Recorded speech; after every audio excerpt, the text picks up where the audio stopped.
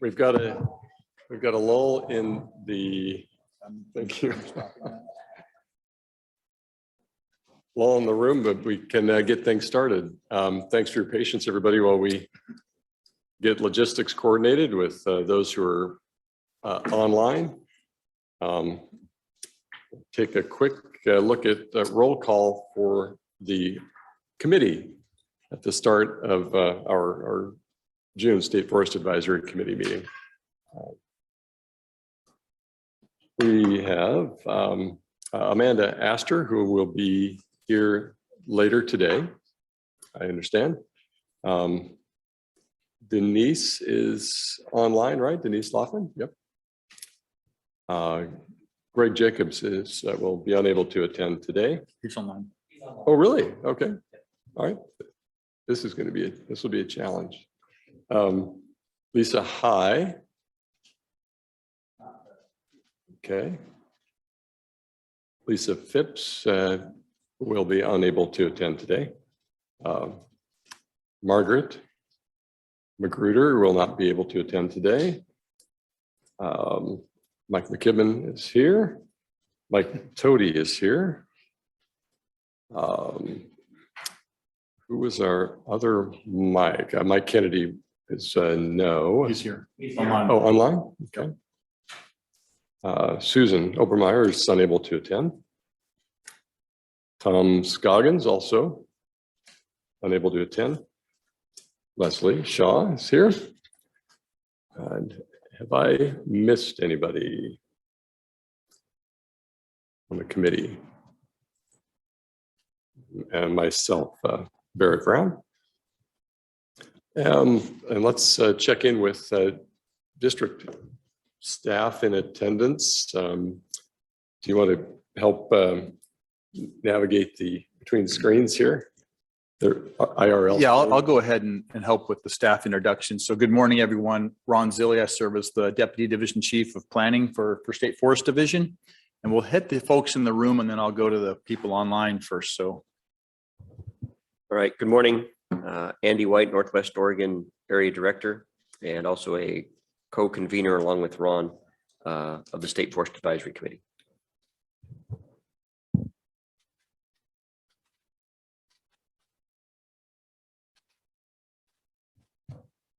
Leslie Shaw, non-affiliated recreation. Mike McKibben, I represent the timber industry. I work for Stimson Lumber Company. Bodie Dowding, Forest Management Plan Project Lead. Derek Bangs, Planning and Coordination Unit. April Sonnenberg, Northwest Oregon Area Executive Assistant and SVAC Committee Administration. Jason Cox, ODF Public Affairs.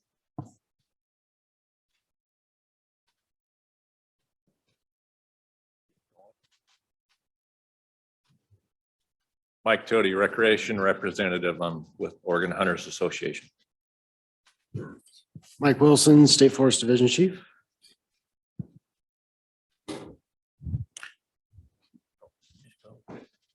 Ty Williams, Operations Coordinator, Astoria District. Jody Kroon, Planning Coordinator. Colleen Kaiser, State Forest Planning Manager. Kate Skinner, Tillamook District Forester. Kyle Smith, Community Engagement Coordinator with the REI program. Laura Wilson with Hampton Lumber. Rob Ferris, Ferris Lumber Company, timber purchaser.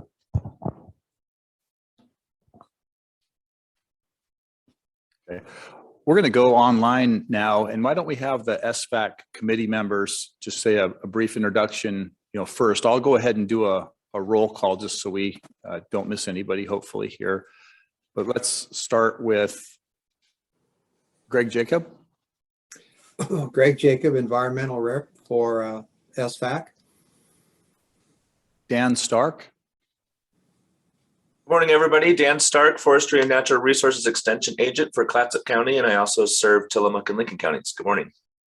Yeah, welcome, Dan. Look forward to meeting you in person and appreciate your joining the State Forest Advisory Committee. Thank you. Yes, you're welcome. Denise Loftman. Hello, I'm Denise Luffman. I'm the director with Crest, and I am one of the environmental reps on the SFAC. Okay, great. Mike Kennedy? Morning, Mike Kennedy. I'm the Natural Resources Manager for the Confederated Tribes of Siletz Indians. Okay, have I missed any SFAC members that are online? I don't think so. So now we go to the ODF staff that are online, and I'll just start with how I'm seeing you here. So Austin Dixon. Hey there, Austin Dixon, Planning Coordinator for West Oregon and North Cascade Districts. Okay. About Brian Langori.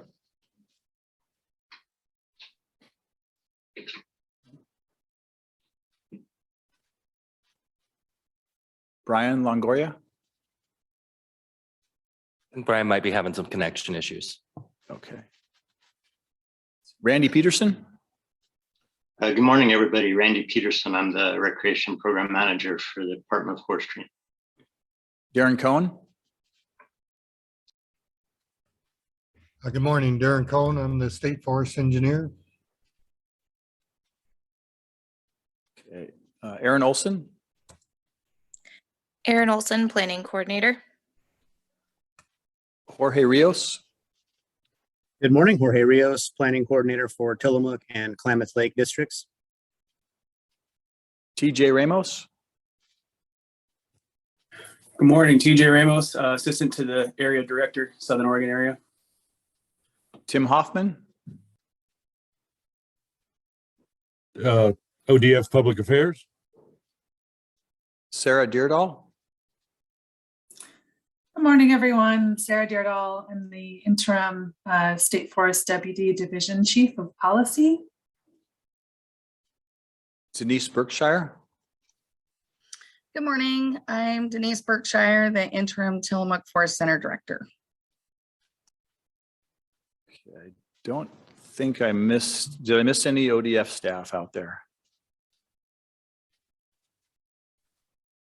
And Brian, are you there, Brian Langori? Yeah, hey, I had some tech issues. Yeah, Brian Longoria, Public Affairs, Internal Communications.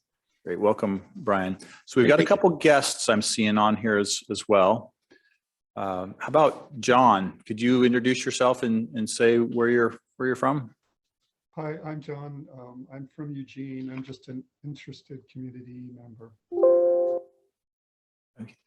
Hey, John, could you say that one more time? We had difficulty hearing you. Hi, I'm John. I'm from Eugene. I'm an interested community member. Oh, okay, from Eugene, interested community member is what I understood. Thank you. Welcome, John. We've got R. Stevens.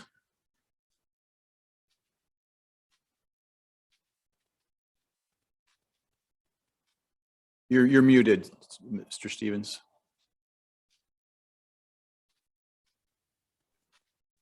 Hi there. There you go. Robert Stevens, Port of Astoria, Port Commissioner. Okay, great. Welcome. Thank you. Okay. Did I miss anybody out there that's a guest online? Oh, she's there. Okay, I think we're good there.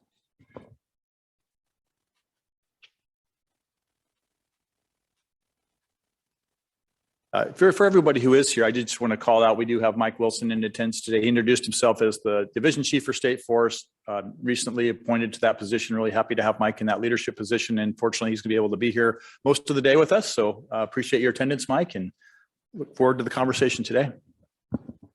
Thanks. I appreciate that. I'm really glad to be here in this role. I think I've either talked with several of you on various occasions, presented to you at least in a couple of other SFAC meetings. So I'm really glad to be here. I want to just stress that I really appreciate this group. The value of this group is substantial.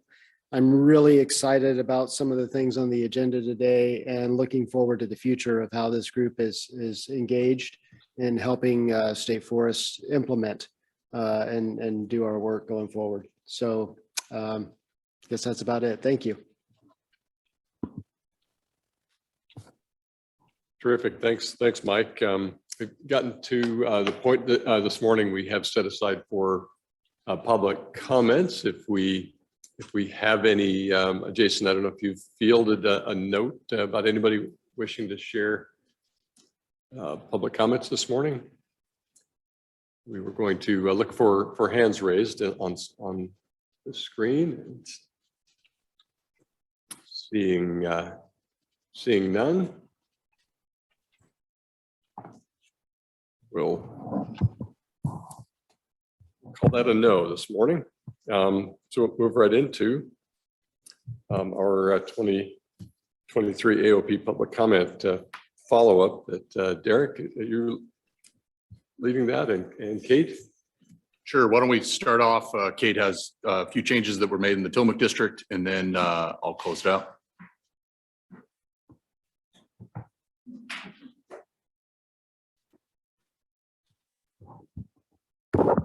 Good morning, everyone. Again, Kate Skinner, Tillamook District Forester. So I'm going to talk a little bit. I didn't make the last SFAC meeting, but I heard there were good conversation. And so I wanted to follow up with kind of some AOP decisions we made on Tillamook District, since that was the main focus of a lot of public comment we received this year.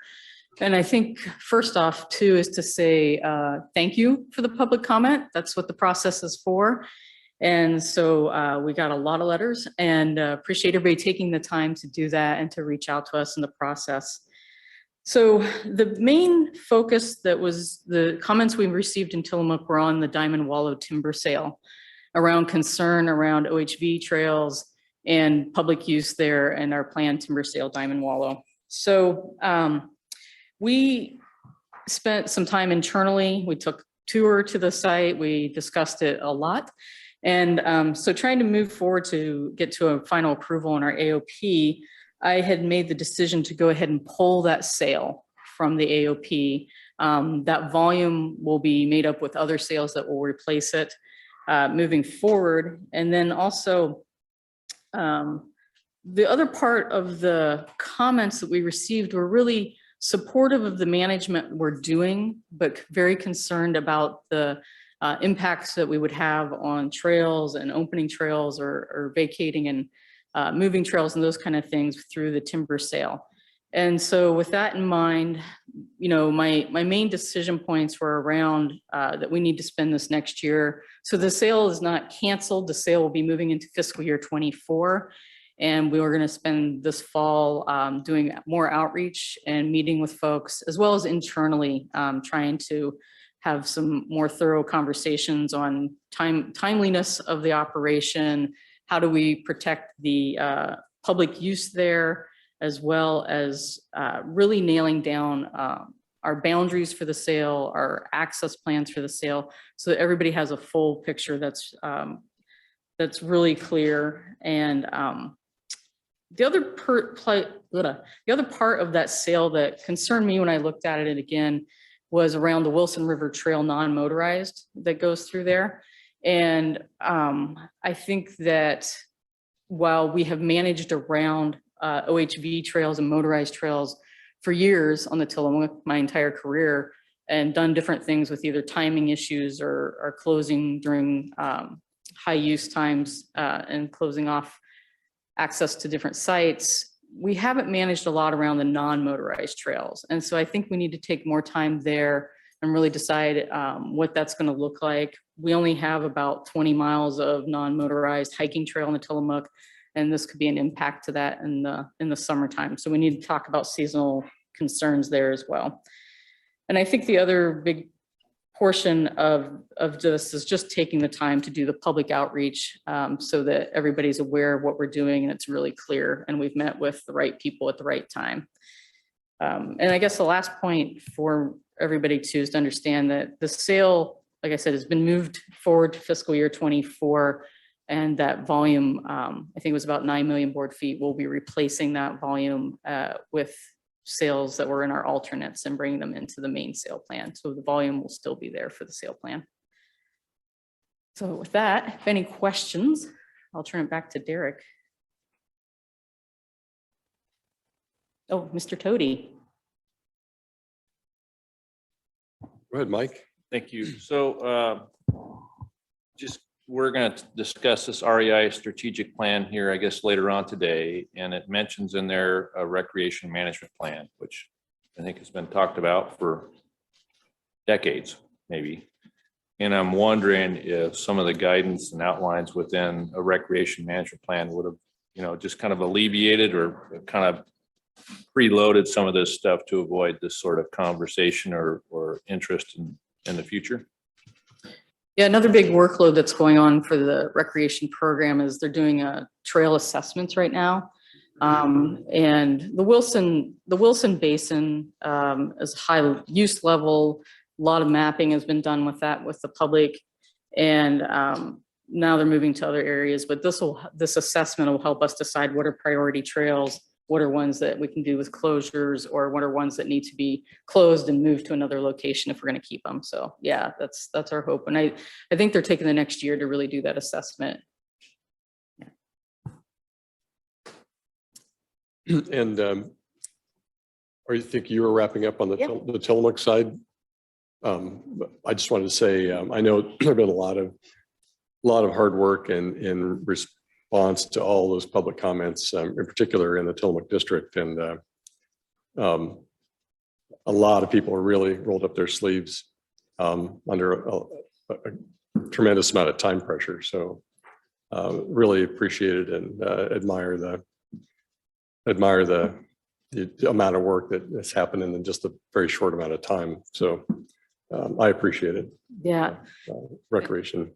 Thanks for that. And, Joe Travers has really led the charge from the district side on having these conversations. Appreciate his work there. So, thanks, Barrett. You bet. And Denise, I noticed you have your hand up. Yes, I'm just going to echo what Barrett said, which was, Kate, as you were speaking, my thought was what you've done here in terms of putting this off until 2024, taking the time to meet with stakeholders, making sure there's a very detailed, clear plan going forward to address comments that came in. I think that's what communities need to see right now in government, is this kind of thoughtful approach to not just hearing what they're saying, but then taking some action to show them that you're taking action. And so I just want to say thank you to you and your staff for being so thoughtful about this and hearing what people are saying and doing something about it, with the knowledge that the sale will still go forward, but working to make sure concerns are addressed. It's really great to see. So thank you. Thanks, Denise. Terrific. Derek? Okay, no other questions for Kate. So the remaining changes of the reports and the summary documents have been fairly minor. As time has progressed, work hasn't stopped on all these projects, so additional detail has been added to the reports or has been further clarified. For instance, stream surveys are currently being conducted, and so those get updated, research and monitoring as we get more information, that type of thing. Some small boundary modifications have been made due to logging plan adjustments. And these are primarily due to the results of the stream surveys. And as Kate kind of alluded to, as we conduct field reviews of the recreation resources within or in proximity to the sales, our plan for protecting those resources has been fleshed out in the reports. And finally, as more site visits are conducted on sales, the geotech recommendations have been updated. These are the primary edits that have taken place since the draft document went out. Due to all of these changes, some minor acreage changes have occurred to all the relative plans and were updated accordingly. There's also been some minor formatting and rounding errors that have been fixed throughout several of the documents. And finally, there was an additional clarification added to several of the reports based on public comments where it became clear that the intent was not being adequately conveyed. One example of that is the no harvest areas. These have had additional detail added to explain the intent in better detail on how this will interact with the logability of the sale. Really, other than those minor edits, there hasn't been any more changes made to the plan. Any questions?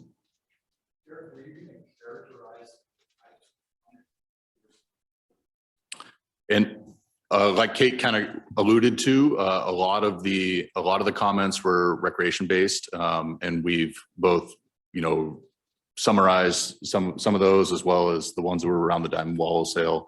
Kate spoke to how we did that. The rest of the comments were kind of the range that we usually receive. There was ones, cut more, cut less, those types. There wasn't a whole lot of comments that were outside of what we've received in the past. There was some comments that asked about the habitat conservation plan. Some of those were out of scope, asking why we did different things with the habitat conservation plan. But there wasn't a lot of comments this year that were significantly different than what we've received in previous years. The summary document that we put together, we did a summary response that'll be out for public review as well, that you'll be able to see how we responded to each of those comments in that document. Great. I'll just echo some things you've heard this morning.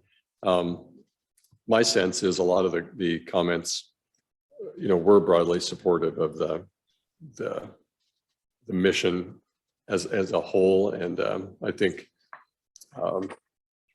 these were integration, questions about just trying to always get a little bit better, and I think the volume of comments, I think there's actually there's a lot of positive to extract from that stack of notes about support for the for all facets of the operation. So thanks again, like I said, everybody, for the work on those. There's nothing else on the AOPs to field.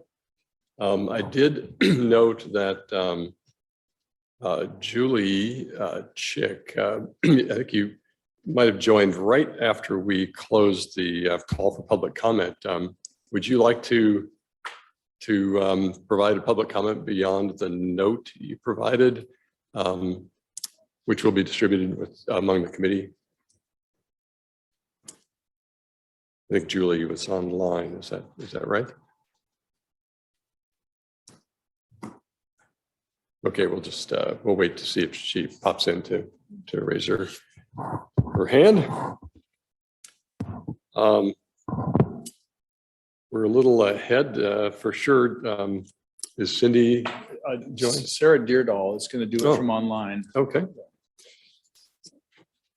So Sarah, you've got the HCP segment of the agenda. If you're ready to go.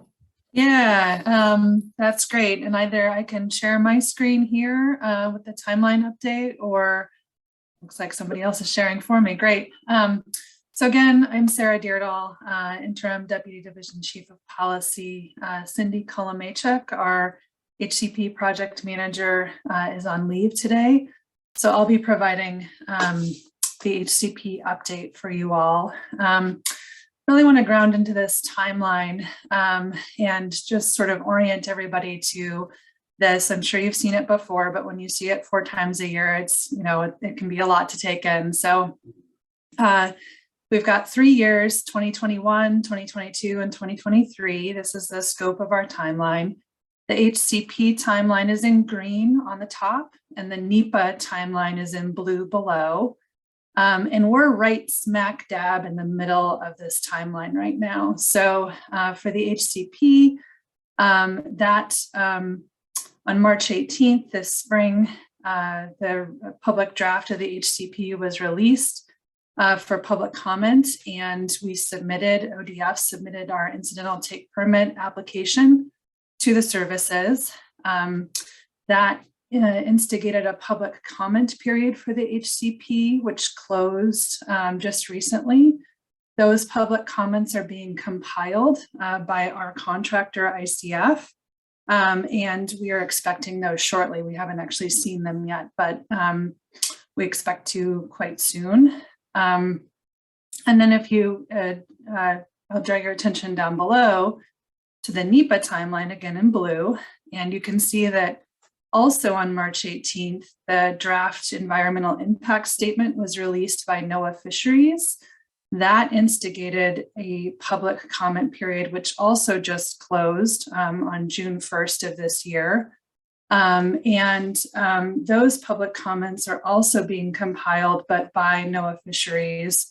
We also have not seen those yet, but expect to soon. And a couple of other sort of key points of engagement that have occurred recently. So in April, there was a draft EIS public hearing that was put on by NOAA Fisheries and ICF. Many of you may have heard of or attended that meeting. And then on May 10th, the Board of Forestry was presented a draft environmental impact statement outcomes meeting. And then that was followed by a joint meeting by the Board of Forestry and the FTLAC. So that's what's happened really recently in recent sort of history. And the next steps on the HCP, again, back up to the green line, is that, excuse me, we're working towards final HCP early in 2023. So hitting the home stretch for that. With a Board of Forestry HCP direction expected in spring of 2023. And then in terms of the NEPA timeline, again, down to the blue line, we're in that dashed line just above on the develop the final environmental impact statement. And so that process is just about to start or has started. Again, that's a NOAA Fisheries process. We expect the sort of next engagement pieces for the Board of Forestry to provide some HCP direction to us in September of this year. And then NOAA Fisheries is going to be providing a final environmental impact statement early 2023, and then publishing a record of decision shortly thereafter. So in summary, we really are at the home stretch of this multi-year, really big process. And we are seeing the light at the end of the tunnel on this, but just wanted to sort of provide you with, we don't have a substantial update today, but we are, really looking forward to closing out this process here in the next year or so. So with that, that's all I have on the timeline, and happy to take any, questions on the timeline or anything that folks may have.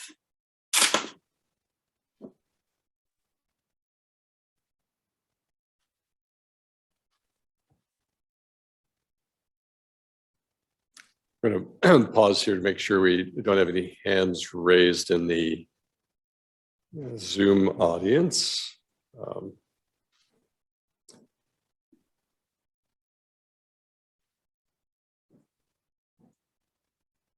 Yep, don't think I see any.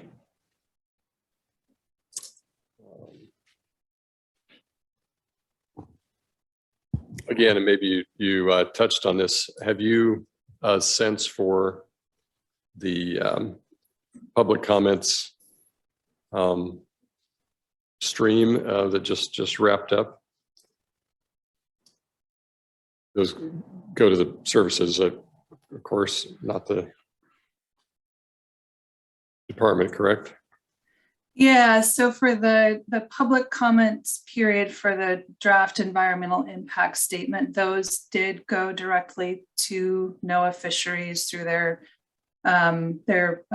federal website, and we have not seen those, nor have we been presented a sort of a summary of those comments. We do anticipate hearing, relatively soon, but we haven't seen them yet. They were still compiling them last we checked in with them. Great, thanks, Sarah. Nothing else on the HCP. We're cooking right along.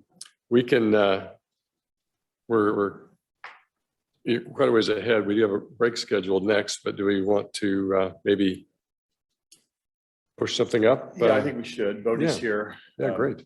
Get into this because we wanted to spend plenty of time, on this topic. Great. So, committee members, you were all sent a document on the FMP implementation guidelines. It's in a draft stage that the department's really eager to hear your feedback on, both on content and on implementation of the decision-making and adaptive management elements described in that document.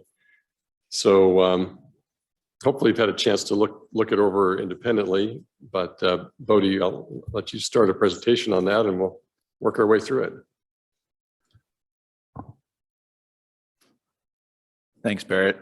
Well, I would say I think everyone appreciates getting out early on a Friday, so we're ahead of schedule.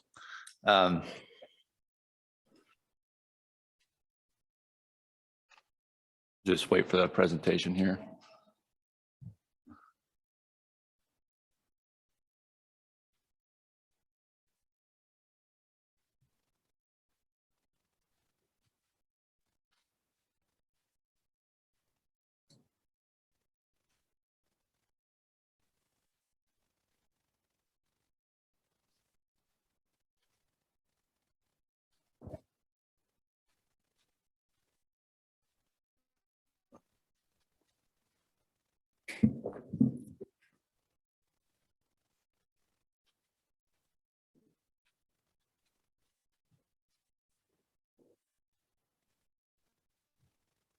All right, so I've got a short presentation here talking about the Chapter 5 guidelines. And maybe if we could go to the next slide. A point I wanted to make about the FMP is coupled with a 70-year HCP. And so the intent of the FMP is really that it will be long-lived. The HCP gives us our Endangered Species Act compliance, and I know that there has been a lot of desire to see some very detailed things in the FMP, and the decision has purposely been made by State Forest to not get super detailed in the FMP and go more detailed in things like the implementation plans and the policies, because this is intended to be a long-lived document and will be adopted as an Oregon administrative rule. And if we were to make changes, we would have to open the rule back up and go through the rulemaking process, which just makes it kind of cumbersome. So the conscious decision has been made to make the forest management plan a high-level document. So I just wanted to put that out in front of everyone and ask you to keep it in mind as we talk about the implementation guidelines.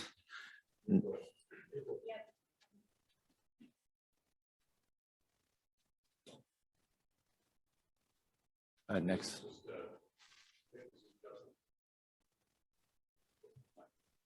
Okay.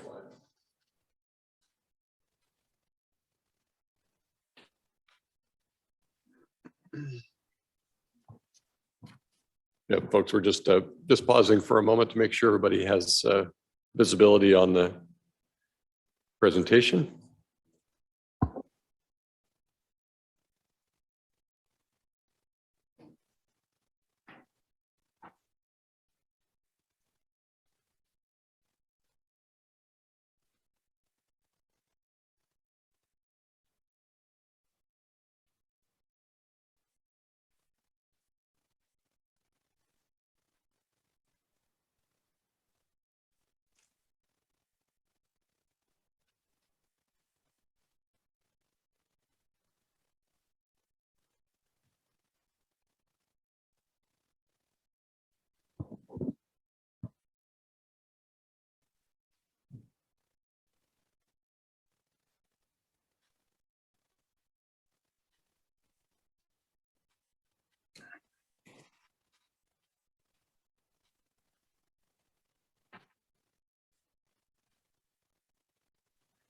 Okay, next slide, please.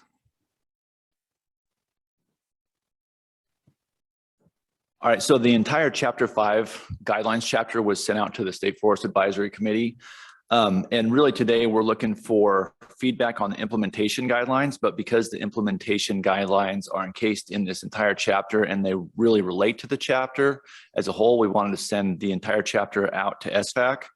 And I would point out that everything that is in this Chapter 5 guidelines are required by Oregon administrative rule. So if you're thinking, what do I want to see in the guidelines? One thing that you really need to ask yourself is what is required in rule for the guidelines? And that has really guided what ODF has been writing in the guidelines. So I just want to give that context as well, that everything in this chapter is, or almost everything in this chapter has some language in rule that makes it required. So we have general guidelines for asset management and then general guidelines for implementation, monitoring, research, and adaptive management. And as I said, today, State Forest is going to be requesting feedback on the implementation guidelines. Next slide, please. So the asset management guidelines are overall directions on investments, marketing, and expenses. And as I said, that's required by rule. So when you think of investments, don't only think of the physical investments like the timber and the roads, but also think of things like the IT investments, the computers, facilities are obviously physical. And then also it gives guidance on marketing. So what would our marketing strategies be? It doesn't get that super in depth, but we talk a little bit about that. And then expenses and the asset management guidelines are also followed closely by the implementation priorities, which I will get to shortly, but it guides how we spend money. Next slide, please. So for anyone that doesn't happen to be familiar with state forests and how we're funded, the majority of state forest funding comes from timber sale revenue. So we grow trees and then we harvest trees and people pay us for those trees. And that's how we fund the majority of state forests. And as everyone here knows, the economy and the timber market is cyclical in nature. And so we have ups and downs in the economy and in the timber market, sometimes unexplainably at different times.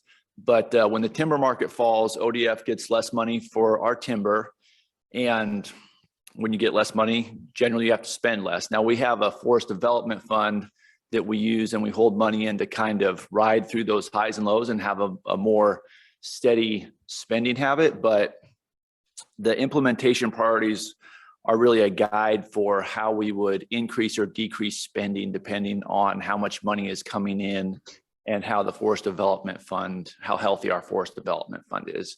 And that's necessary because, well, I guess a lot of people spend more than they make, but state forest is not supposed to spend more than it makes. So that's why it's necessary to have implementation priorities. Next.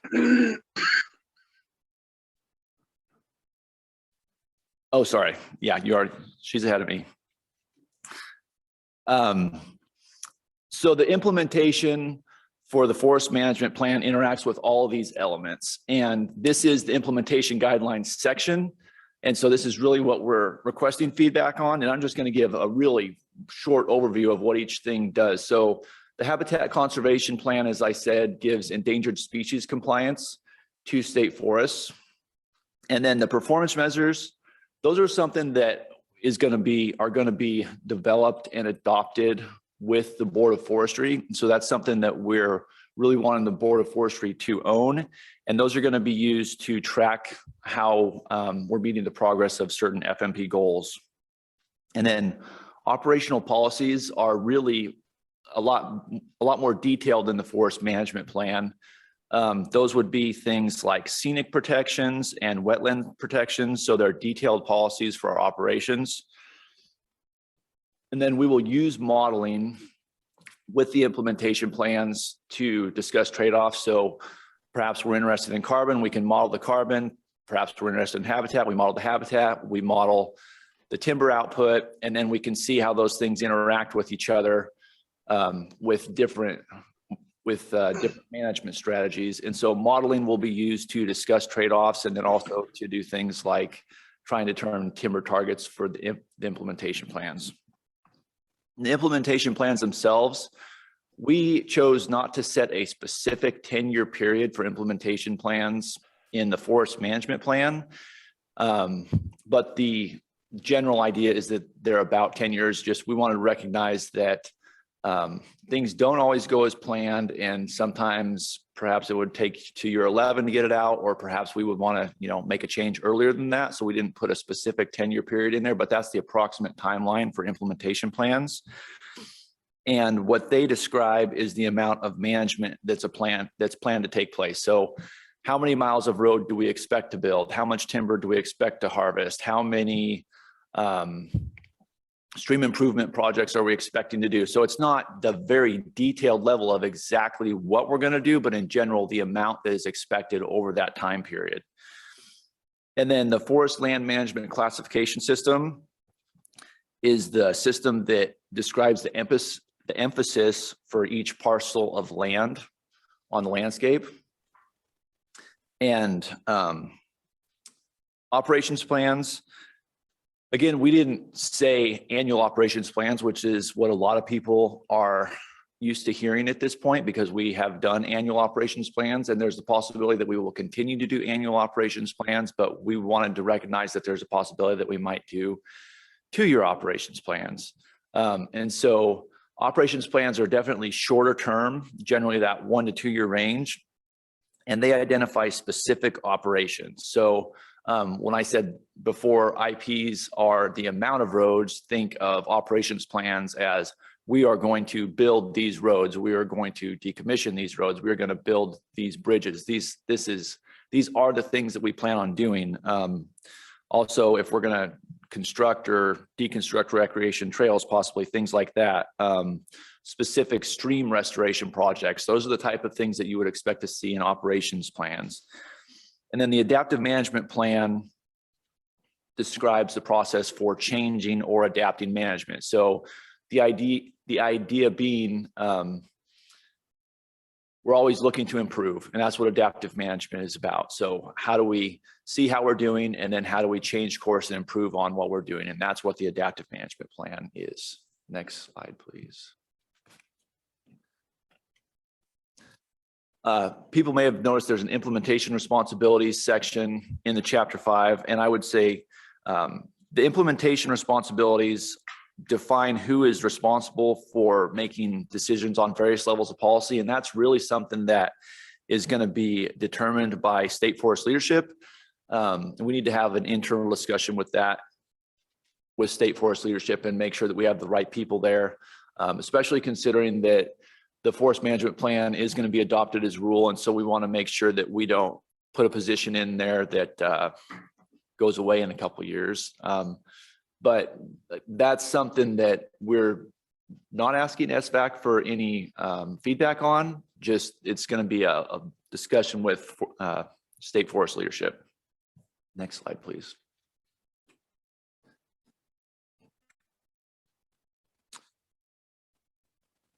So the adaptive management research, monitoring, and structured decision-making guidelines are part of the chapter. And in OAR, we are tasked with developing general guidelines for implementation, monitoring, research, and adaptive management. And so these are the monitoring, research, and adaptive management guidelines that are required by rule. They're focused on meeting the goals of the forest management plan. And it's really that framework for making decisions and how we gather information and how we use that information to make decisions to improve management as we go forward. So, but they're guidelines. And so it's more of like how we're going to do it, not exactly how we're going to do it. So a higher level view. And then the more detailed view will come later in the adaptive management plan, which I will talk about shortly. Next slide, please. And so the adaptive management plan. The adaptive management plan lives outside of the forest management plan. It is not developed yet. It's something that we are working on currently. And it is going to be guiding the monitoring. And it's really going to help us make informed decisions about changes we make about management. So adaptive management right there in the name, right? How are we going to change management and improve? And so that is the purpose of the adaptive management plan. Example, the habitat conservation plan has certain requirements for dispersal habitat. And so with the adaptive management plan, we would use that to perform the monitoring to see if we were meeting the dispersal habitat requirements of the habitat conservation plan. And then if we are not meeting those dispersal habitats, we would adjust management to meet those dispersal habitats. So it's looking at how we are meeting our targets, specifically HCP, but also outside of the HCP, like performance measures developed by the board. And that's what the adaptive management plan will be used for. Next slide, please. We have a revision guidelines section. In clear recognition that no plan is perfect, even one developed by state forests. I at least got a little chuckle from a couple of people. So we might be needing to respond to new science. We might need to make changes based on new data or respond to disturbance events such as wind, fire, ice, and insects. Examples of changes we might need to make or revisions we might need to make. If there's new information that comes out about pesticides, we might need to develop new operational policies. As we saw in 2020, you could have a wildfire come in and wipe out a large section of your forest. And in that case, we would need to make revisions to the implementation plan because we would possibly be harvesting more volume to recover that value than was allowed for in the implementation plan. And it also covers things like forest land management classification changes. So if we have a parcel where we were focused on research and then we decided to change it to a focus on timber harvest or vice versa, that would be a possible change. So the revision guidelines just recognize that we might need to make changes going forward. Next slide, please. And so that brings me to the real reason we're here. State Forest is requesting that the State Forest Advisory Committee give us feedback on the implementation guidelines. And with that, I will turn it over to Barrett, and I believe you're going to ask people for their feedback. Yep, certainly. Floor is open to questions. I'll do my best to look for hands raised online here. My first thought, maybe at the front end. Oh, I do see a hand. Dan, why don't you go ahead? Okay, well, thank you. Mine pertains to something that's already up here, is public involvement. And so I just was wondering how this adaptive management plan allows for public involvement along the way, and changing that. Just models I've studied, there are parts indicated on that model where public can have input. It looks like you're looking for that. So, and where we want that maybe here. So I would suggest that that you consider adding something to the model that shows specifically where public can be involved in this process. When you say the model, are you talking about a graphic? Is that what you're? The graphic, I mean, it will be, to describe it too, it will be in words, but you have that example. It's the basic model that you have there that just, shows the process going around the corner. And, the more developed models actually show the input from the public in that model. And I think if this is a document that is going in front of the public to see and stuff, it would be nice for them to see where they can contribute to that process in the model. Yeah, so the adaptive management research and monitoring guidelines definitely speak to public feedback. And we have public feedback built in with the implementation plans and with the operations plans. And so I admittedly was not the author of the adaptive management guidelines. I have reviewed it a couple of times, and there's definitely public feedback in there. And then with the adaptive management plan, that is yet to be completely developed, but that is definitely a process of the decision making. And I know that we have called that out specifically. So did you have specific suggestions for things that you were interested in seeing? It was more to open up the conversation around it, but yeah, I mean, just to show explicitly in a model where there is public involvement. So, I mean, the way it is now, it looks like there isn't any public involvement. It's just a raw model that just shows your internal plans. And so what I'm hearing is it's not, and it actually does rely on the public. So I guess I would say, if you're going to put a model that shows this adaptive management process, indicate in that graphic where public can, and this is, something to consider, indicate where the public does have input in that process in your plan. Okay, thank you.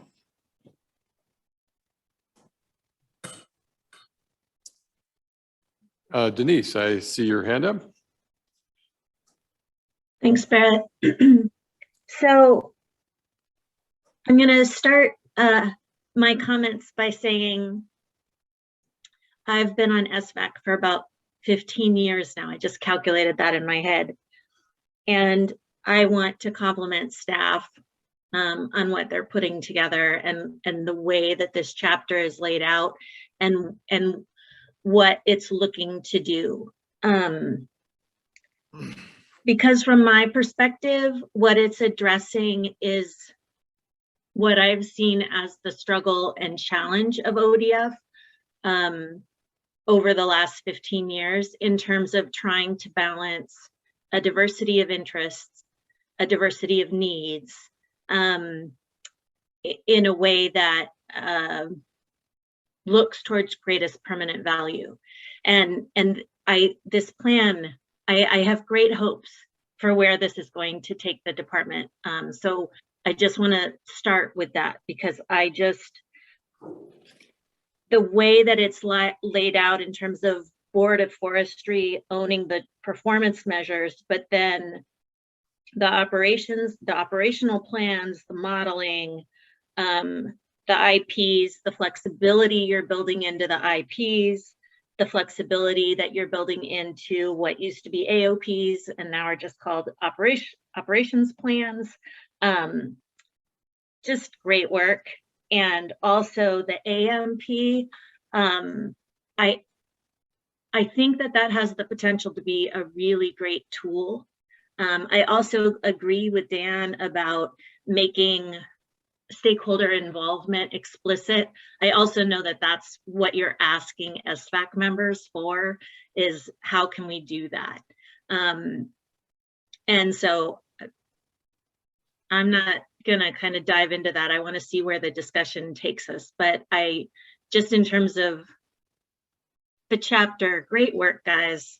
Like, really, it's exciting. It was exciting for me to read it. I thought, oh my goodness, they're really lining things up in order to be able to implement in a way that gives you flexibility, but and allows you to focus on your goals and hopefully balance the three pieces of greatest permanent value in a way that feels more stable going forward. We appreciate that. And while I get the pleasure of presenting it, I'm going to give credit where credit is due and say that Jody Kroon and Colleen Kaiser did a spectacular job of thinking about things like that, and having had the experience on state forests and understanding the pitfalls that we've had before, they really put a lot of thought into that. And so I think that is really due to them thinking about those things. But thanks for the comment. Yeah, it's obvious they know what they're doing, and they spent a lot of time trying to figure out how to create a structure for you guys. Thanks for sharing those thoughts, Bodie. I second them. Can you spend some time before? First of all, I'd like to go around the room and touch base with everybody on the committee. But I wonder, Bodie, if you could spend some time on process background getting here, so that maybe we know a little bit more about, there's a lot of water under the bridge getting to this point in process. Are we talking about forest management plan process? No, just the guidelines. Yeah. Can I tap someone who really knows what they're talking about? Sure, Colleen. No problem. So, we've learned a lot. I started in 1998. So, really was forester on the ground, posting timber sales. And so I've implemented a new plan, what works and what doesn't work, and what questions we had and what questions popped up over the years. And that's that's felt through all of the staff that have worked. For the majority of us, we've worked through the current plan. And so it's really using the tools that we've learned of what's worked and what hasn't worked, both internally and then externally, how we work together to implement GPV. And it really comes down to those trade-off questions that we highlight in there, and how we make those decisions. Some of those decisions are made really early in the process through the HCP work that's going on, the goals and strategies, outreach that we're doing. You know, some of those trade-offs are identified early, and we make decisions move forward at the FMP level. And then we utilize the models like we talked about to kind of put those goals and strategies against each other and kind of fine tune them a little bit more. But we all know, I mean, you heard Kate and Derek talk this morning about, you know, we're still making trade-offs, you know, on a piece of ground, on each acre at times, when those things are, when they do, as they always will in a working forest, when they overlap or when they are competing, what it feels like it's competing at times. And so our hope is through this chapter, it will give everyone that transparency and the ability to understand where the decisions are being made and where that kind of scope and scale and where the decision space really does remain as we work towards these kind of lower level or more granular plans. So that was really the approach we are taking. But we also know the one big thing is that we need our engagement processes to be robust, to give us kind of that license to manage through those trade-off discussions. And also to keep them at the right level, so we're not just completely having the same discussions over and over on the same kind of trade-off considerations. And so we're really looking for SVAC's help today to at least start the conversation about how do we do those engagements with the public, with your own constituents, with this group, to be able to have those conversations at the right level. So when we do develop these implementation plans coming, you know, these brand new ones coming up in a year or so, we have a really good understanding, and we've really discussed those trade-offs from all of our perspectives, and we feel good and kind of we talk about it, support the plan. And that's our intention, is really to support the plan that we're putting forward from kind of from all of our perspectives. And that will make it easier for the foresters on the ground to do their job and to really focus in on those site-specific trade-off discussions. So that's kind of the background and kind of the approach that we are looking at and taking on this. Yeah, thanks, Colleen. I think like Denise, you know, those of us who've been watching you all operate for quite a while, I mean, it's, in a way, it really is fairly familiar. The adaptive management tagline or concept has really been at play the whole time. It's just organizing it in a transparent way and in a public facing way, and in a way that kind of reinforces internal and external commitments is really really valuable. So what I think I might recommend, since, for example, I think Amanda Astor is going to be joining at something like 10. Is that right? Is that to your recollection? Time was. Yeah, 10:30. Yeah. Well, we'll start. It's a little too early to. Let's take a break. And when we come back, we'll go around the room. Just also give the committee time to gather some thoughts just a little bit. And we'll come back in, let's see, our break was, let's make it 15 minutes. So roughly 9:50. And we'll go around the room and collect more input. That sound good? Sure. All right. We'll see everybody.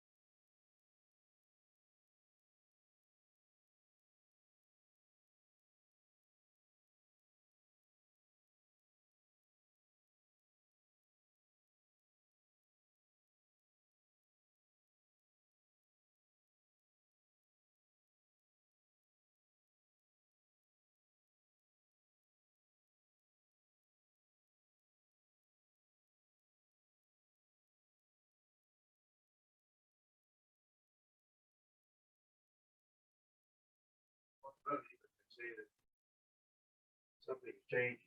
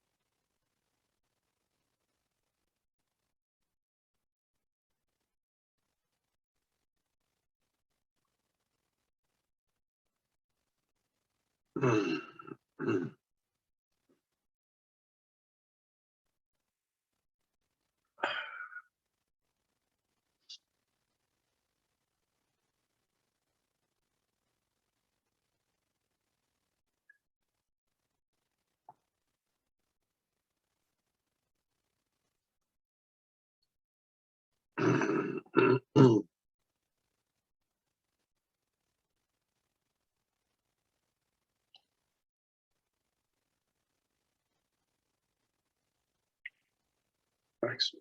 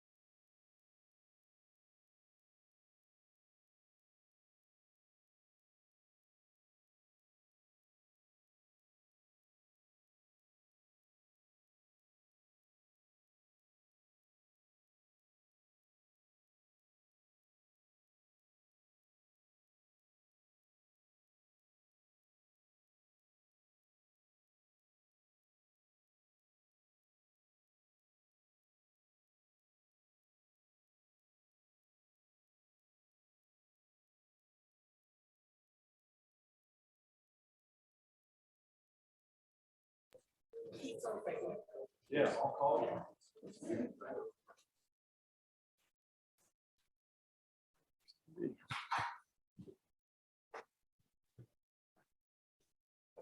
Okay, if we have folks reassembled online as well. If folks are waiting to hear their speaker yell at them, get back in your chairs.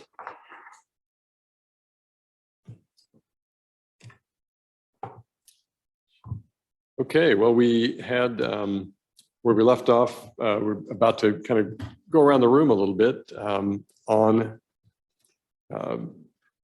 the committee's input around these implementation guidelines, both for content about the adaptive management strategies and kind of decision-making strategies you see there, and on ways you think are smartest for public engagement and SVAC engagement, and as well as how that's kind of advertised in the document itself.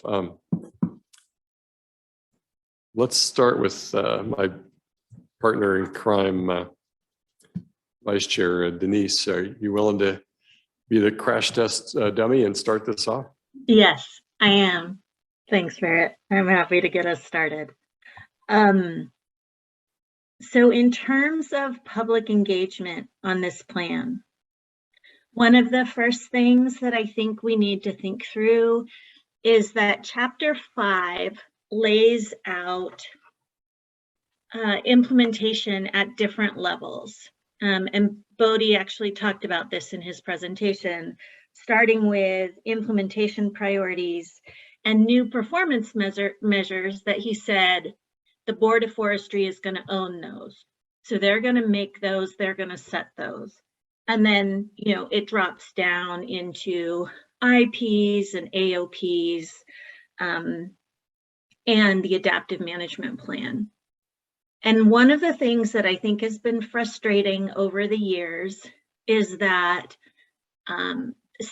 staff will put together an AOP and send it out. And sometimes they'll get great comments like the ones for Tillamook that we're very much addressing something that is at the scale of an AOP, which is a specific timber sale. And that's useful for staff because it's at the right level. But the comments that come in about, say, the new performance measures or detailed operational plans, it's at a different level. And so there's no way for staff to be able to effectively address those. So one of the things you need to think about as you're thinking about public engagement is helping, because government agencies are quite opaque to the general public. They unless they're engaged with ODF in some way on a regular basis, it's very difficult for them to have an understanding of you know where their comments need to be addressed and when, right? Because the Board of Forestry is going to set these new performance measures and then they're going to be set. And then you're going to come out with an AOP and people are going to be talking about performance measures and staff is going to have to say, well, those are already set. And what that does is it creates a lot of frustration in the general public. And there's going to be times when you're not going to be able to do anything about that. I totally get that. And thinking through how you help engage the public at the right level at the right time would be really useful. So that's going to be my first comment. My second comment is that there's stakeholders and users of the forest who feel a little stymied because even though maybe like take for example Julie Chick's letter. I'll be honest, she called me and said, I have this issue. I've talked with local ODF staff about it. It just feels like there's no place for me to go with my concerns about this trail out at Cook Creek. It's not a heavily used trail, but it's really loved by locals. It's used by locals. My family uses it every day. And I said, well, you can make a public comment at SVAC. And so I'm sure that Julie's not the only person out there who's feeling this sense of like, where do I plug in? And then I told her about the new REI plan, and she said, wow, I'd really like to learn about that and make some public comments about that. So I'm not going to be able to give you specifics about what you can do. I'm just pointing out some places where you might want to think about how people can plug in and engage. Like Julie is pretty savvy. She's worked in natural resources. She's a longtime local in Tillamook. She knows the local ODF recreational staff. She's talked to them about her issues, but felt like she wasn't able to get anywhere with it. And so like finding like funnels for people would be useful at these different levels.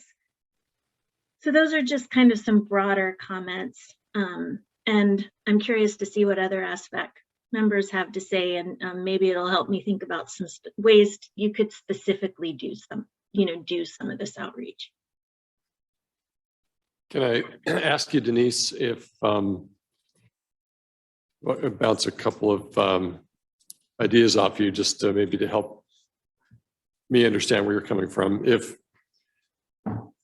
because these documents in this, what I think is a little bit more mature approach, or trying to avoid having very, very specific operational details sprinkled through the actual rule that'll become law here.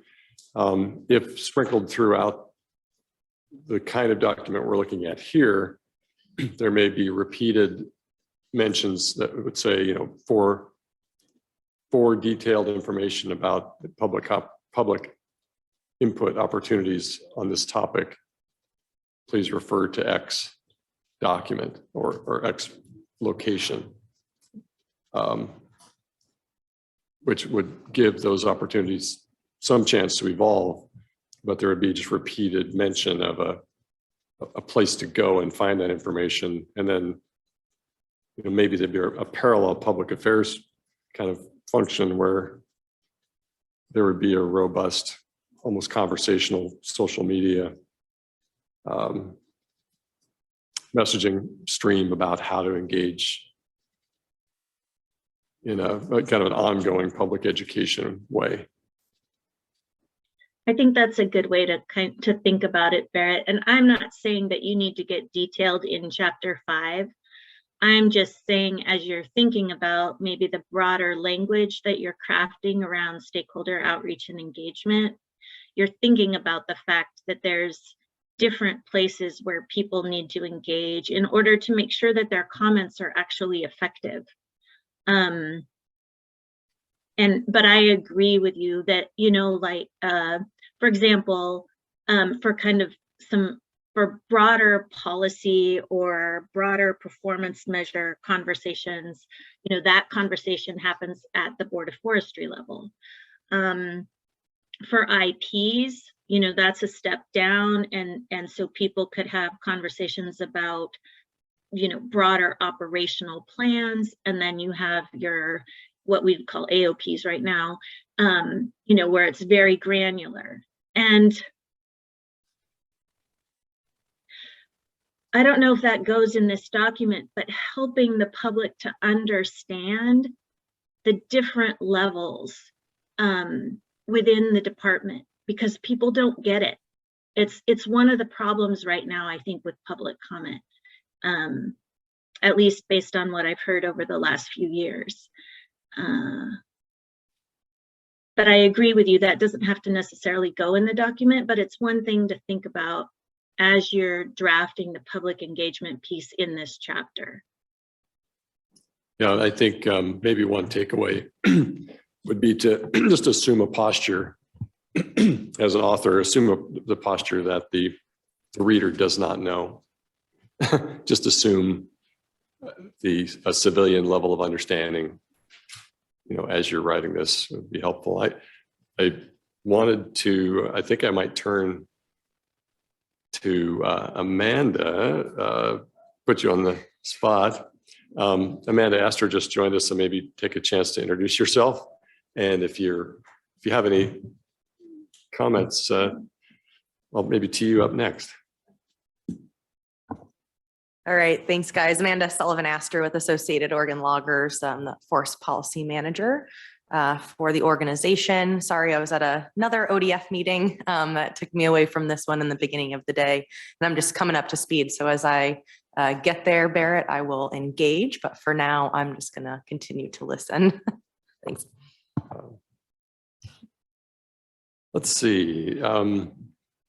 Mike's got his hand up. Go ahead, Mike Toady. Thanks. So I just wanted to tag on to Vice Chair comment there and a little bit about transparency and understanding. So as I read through this, I mean, I think the framework and the discussions around decision making and all that are great, and they explain some things. But I think underlying for me, there are other drivers in there that are going to influence all the management for state forests down the road. And so understanding some sort of hierarchy there, I think would be useful. And so as an example, I would say you might design a monitoring plan that's specific to some component in the HCP. Assuming the HCP goes through and is approved and all that happens, that's going to be a major driver. If you're not in compliance with the HCP, other things are going to stop. Bodie reiterated again, and you look at the asset management plan portion of this, timber is the major revenue source. If you don't have the revenue to do X, Y, and Z, you can only do X. What is X? And I think helping folks understand that. And so later on, when you're asking for comments on AOPs, you're not necessarily getting a comment on an FMP level thing. You're actually getting a comment on the operations plan sort of thing. So helping folks understand what are those drivers there that once they're approved or established, the agency doesn't set the performance measure, the board's going to do that. And so that might be a driver or something within that pattern there too. Some specific questions, looking at the questions on the board here, I would say, as I view this, the FMP is this kind of broad framework, and everybody that I've talked to, and myself included, from a recreationist hunter standpoint, the devil's in the details. And so those details are coming in the IP. And I think it's just, if you have an overly robust process at some point in time through this, I mean, you're already asking, there's required inputs for NEPA and all that sort of stuff, but at that IP level, that really needs to be where the public input needs to come in. Because from my perspective, when you get to the operations plan, the public input should be minor tweaking and just assuring you're doing what you said you would do at that stage. So that the implementation plan is something that it really is, that's where the rubber, I think, is going to hit the road there. So I don't know if that helps with kind of expanding on what the vice chair was getting to there or not. That's just some perspectives I had. Mike, I've got one follow-up question for you relating to the asset management guidelines portion of the guidelines chapter and the implementation priorities section that is there on page 2 and 3. I was just curious to know if that was helpful, or in relation to explaining some of those other drivers for budget levels, et cetera, that might be our priorities for implementation, or if we're thinking about something different. I'm just curious to know. Yeah, the one comment, I'm just kind of looking at my notes here that I put in here. And so on the asset management guidelines there, the one comment I had was one of the second to the last bullet there, where we talked about assuring revenues are sufficient to cover implementation costs. I don't know how you can make that call for a plan right now when you've got a 70-year habitat conservation plan period out there. That it's certainly under the current funding and process that the agency has. That's a key component. But how do you assure something like that? We don't know what's going to happen 10 years from now. We don't know, you know, we could be in a ballot measure situation where we outlaw clear cutting or something like that. That's certainly going to be a huge influence on that. So that just kind of adds to some of those questions there. I don't know if that's getting at what you're asking about or not, Ron. That's helpful. Thank you, Mike.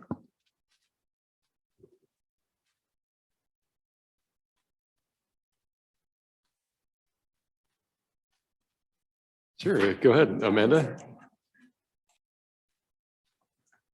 All right, this is Amanda with Associated Oregon Loggers. I'm getting up to speed here, so thanks guys for sticking with me. So I'm gonna kind of follow on in the train of thought here on monitoring. And I know a lot of the for the decision-making piece within this is a great document to review. I'm glad that we're thinking about, you know, strategic decision-making and how we implement moving forward. But again, along those same lines around conversations about timber revenue being driving necessity to be able to get work done on the woods and leveraging that commercial value that we have out there, which is fantastic that we have it in our Western forests. For the monitoring piece related to the adaptive management research, monitoring, and structured decision-making guidelines. Obviously, a lot of what we're talking about here is effectiveness monitoring related to ecological outcomes. Is there going to be any sort of monitoring or research or adaptive management related to financial? So say we've realized that we were not getting the revenue needed to be able to continue doing management in a certain way. Could decisions be made based on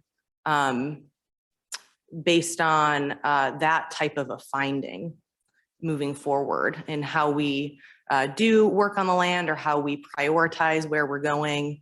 Is that going to be a part of this at all? Especially thinking about research as well for markets and workforce. Are those going to be brought in, or is it really just going to be kind of ecological monitoring? Can I'll just a clarifying question. Are you taking kind of at a fundamental level of financial viability collapse or an obvious financial viability problem, right? Go ahead, Bodie. So we track our finances very closely in state forests, as I'm sure you're aware. And so I think adaptive management, you're going to have to look at that since we're funded. Are we going to monitor our financial situation? Like, we're heavily monitoring it right now. So I don't know that there's going to be anything in the monitoring plan about that. I really honestly kind of doubt it, although it hasn't been written yet. But if you take a look at the implementation priorities that we talked about, that talks about, you know, where we would be looking at possibly cutting back if we get in a difficult financial situation. So that's something that we would adapt to as finances increase or decrease. Does that answer your question? Yeah, I think to a certain extent it does. I mean, I know you guys are obviously very, you know, looking at your finances and looking at wanting to obviously produce net positive sales and things like that. Which again, I'm glad that we have that opportunity over here on the west side compared to some of our low productive forests on the east side. And so my thought is around, you know, different types of prescriptions or ability to be flexible or adapt to the need for increased revenue under a given circumstance where we aren't able to get as much general funds, or we aren't, you know, markets are doing something odd, or the workplace, we're having struggles there. I mean, being adaptable in that way to be able to implement the actual forest management plan to its fullest to achieve those ecological goals. So instead of just thinking, okay, well, we need to cut back, maybe there's a different way or a different perspective to have in trying to increase those revenues off of the forest to be able to get more done. I don't know if you have any thoughts before. I can definitely answer it, but I know you do have thoughts, so. Yeah, I do. I think in the answer to that, so certain financial performance metrics will certainly be there. They'll be part of the performance measures like they are now, especially in terms of the outputs. Now, the outputs to Oregonians, from the plan are different than our own internal budgeting processes, of course. I don't think that all of our metrics will be reflected in the FMP really as they relate to our own financial viability, or as I would actually characterize it, the degree to which timber revenues support the management priorities for both the division and the agency. Because, one of the things I always like to kind of drop back here is the State Forest Division is a construct of ODF. Nothing in statute, is really saying that that the State Forest Division is set up, in statute to manage this. It's ODF, and this is how we do it. And so there's probably a variety of things in the future that affect that, come to bear on that, and how we implement. But in the adaptive management plan, when it comes out, certainly there will be financial metrics and tracking in there. It is a key component of adaptive management. We need to realize that I think probably because the context of adaptive management gets used so much, or it gets used so much in the ecological context, that's how people just normally gravitate towards thinking about it. But a key tenet of adaptive management is really the business focus. How do you adapt your business to changing conditions, and that includes the financial as well. So those there will be metrics like that in there. To the degree that exactly how say a downturn, especially in a significant extended downturn in markets, say, would affect that and what the plan would be, that's a little more complex, just given how long it takes to change certain funding structures and things like that. So I don't know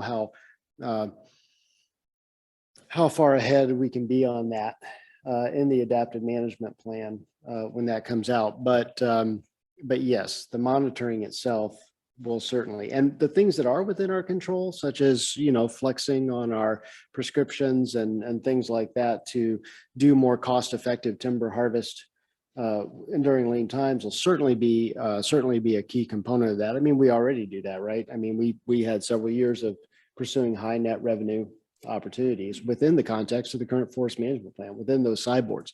And so that'll definitely be there. And is actually one of the reasons, a key reason why, we already have some heavy policy constraints that are being built along with this FMP. And so when we talk about some of the, I know it's been frustrating in other parts of the FMP, some of the lack of prescriptive detail, perhaps. This is a rule. And so if we build ourselves into a corner, then that could be really bad if we need to flex. And so that's why we do want to maintain that flexibility. So at the plan level, it'll be flexible. At the implementation plan level, again, it does become a lot more specific. Thanks.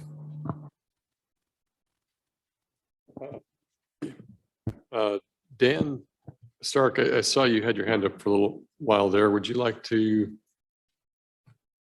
get in? Well, yeah. Hi, everyone. I just Dan Stark, OSU Forestry and Natural Resources Extension Agent for Clatsop. And I'm just trying to wrap my brain around the task and what you're asking us to do here. And we have all these questions, and I'm trying to understand how the agency uses the adaptive management planning process, because from there's a model in here that kind of shows, there are a few things I wanted to touch upon. The model's a little confused to me, and I just don't quite get how the adaptive management planning process is used. So I posted something, we were talking about like engagement and how to bring people into this process. So I posted a link in here, and this is an article from a 2013 publication, and it's just, using a new adaptive management approach. It's something that folks can look at that shows central to this process is the stakeholder involvement. I mean, it's not that they come in one part when you need them and to give their input. They're involved in that whole process through this whole entire thing that y'all are doing.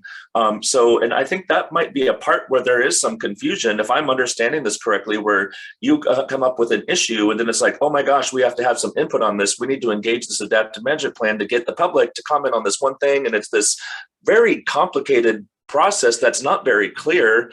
And I can see how that could be an area where it would be limiting to get, if I'm understanding it correctly, the proper input that you need, because people aren't perhaps up to speed on what's going on. They don't know where to go for these things. So that's one thing I wanted to address. And then I really do, I heard Denise, what you were saying about, really needing to know, people need to know where in the process they can interact. And so it's like, that's something I need to know from ODF before I can even start thinking about any of this stuff, is like, where in the process does the public interact? Who do they direct their comments to? I mean, there's this nice table in here that shows the structure where is it here? That shows the roles and responsibilities of decision makers, and it shows the task and it shows the responsible party. It seems like we can see what type of question the public might have, and then who's the responsible party for that. If you have something that's an operational issue, what type of questions are those, and who handles that? I mean, that would be a kind of a neat thing to have. It seems like this would be something that could be on the website that shows this type of information, where to go for answers to questions. That's a frequently asked question kind of section, it seems. There could be YouTube videos that are formed. I'm full of ideas. So that's kind of how I am. But, going through this process, I have this issue. It's like, I don't know what to do about this hiking trail that's in my neighborhood. Where do I go? Who do I talk to about this? There could be examples of questions. So there's a lot to do. Extension could help facilitate some of those things. So I've said a lot. I'll let people respond. And really for me, it's like clarifying, where do y'all want public participation in that process, to consider keeping them public involved in every part of the process, so they're educated, informed along the way. When can they, and who do they reach out to, and who do they get help from? And I need a glass of water. Sorry, that was a lot of talking.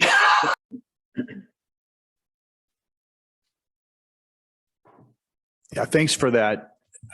Really appreciate that input, and look forward to spending a little more, time with you as well, to help you gain a contextual understanding of a little bit more about State Forest business. I know you're coming into this meeting a little bit, cold, in not having had the traditional in-doc session that SFAC members get prior to attending their first meeting, and look forward to circling back on that, with you and Andy and others, to help you just get a baseline of how our planning process works and those types of things. But I understand what message you're conveying and the input you're providing us, so we can consider that as we go forward in the work. Yes, and certainly a lot of that is common theme from others today too. Denise, go ahead. I just want to thank Dan for his comments, and I want to point something out, because I was listening to him. I thought, those of us who've been on the committee for a long time, and ODF staff, I think we have some blind spots around this, and Dan's comments are kind of pointing them out. ODF staff very much understand operations and, are in the midst of all this work. SFAC members, have been coming to meetings for a while, and, we just have our process.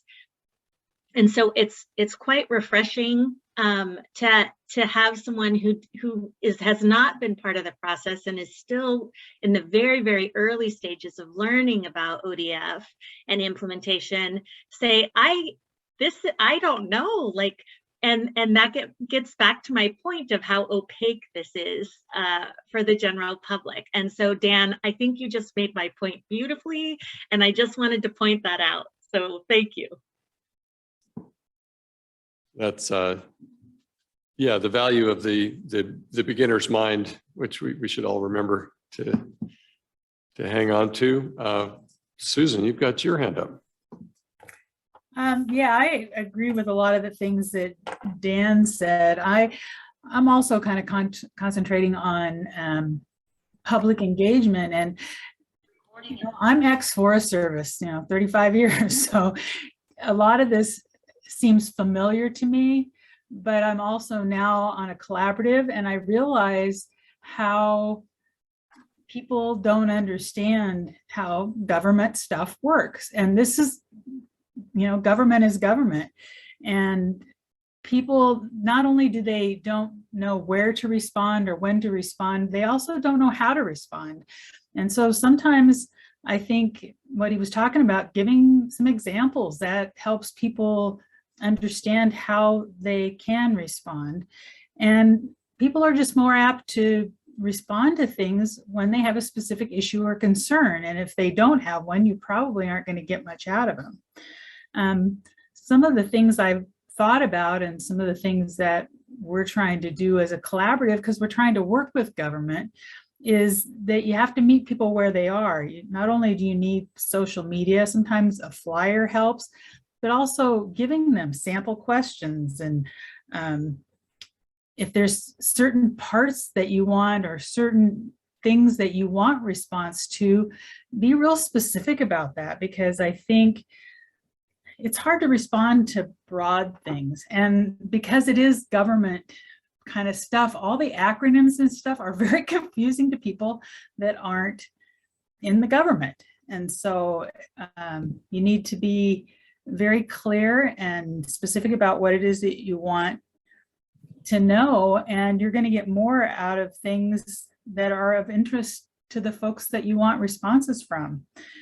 I also have learned that you have to keep things short, because if it's very long, you're not going to get people to respond.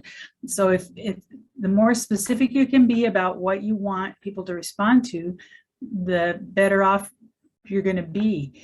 And as much as you can throw out there of explaining things in just short little blurbs, I think that you're going to get more people to engage. It's just really hard to get public engagement. I'm on several boards, and we're constantly looking at how to get more input and people to participate and respond. And so, I spend a lot of time thinking about this. So I think you have to know what it is you want from people. When I looked at the chapter, I think it was very well done, and there's lots of really good information in there. But if I was somebody off the street and read that, it would make absolutely no sense to me. But if you could explain to me what you're looking at, or give me an example of what you want me to respond to, I'm going to be better at it responding. So I just think that you need to be real specific, know exactly where you want in the process for people to respond, and but give them some examples, because I really think people have a hard time trying to figure out how to respond on their own. So that's kind of what I've been thinking about. That looks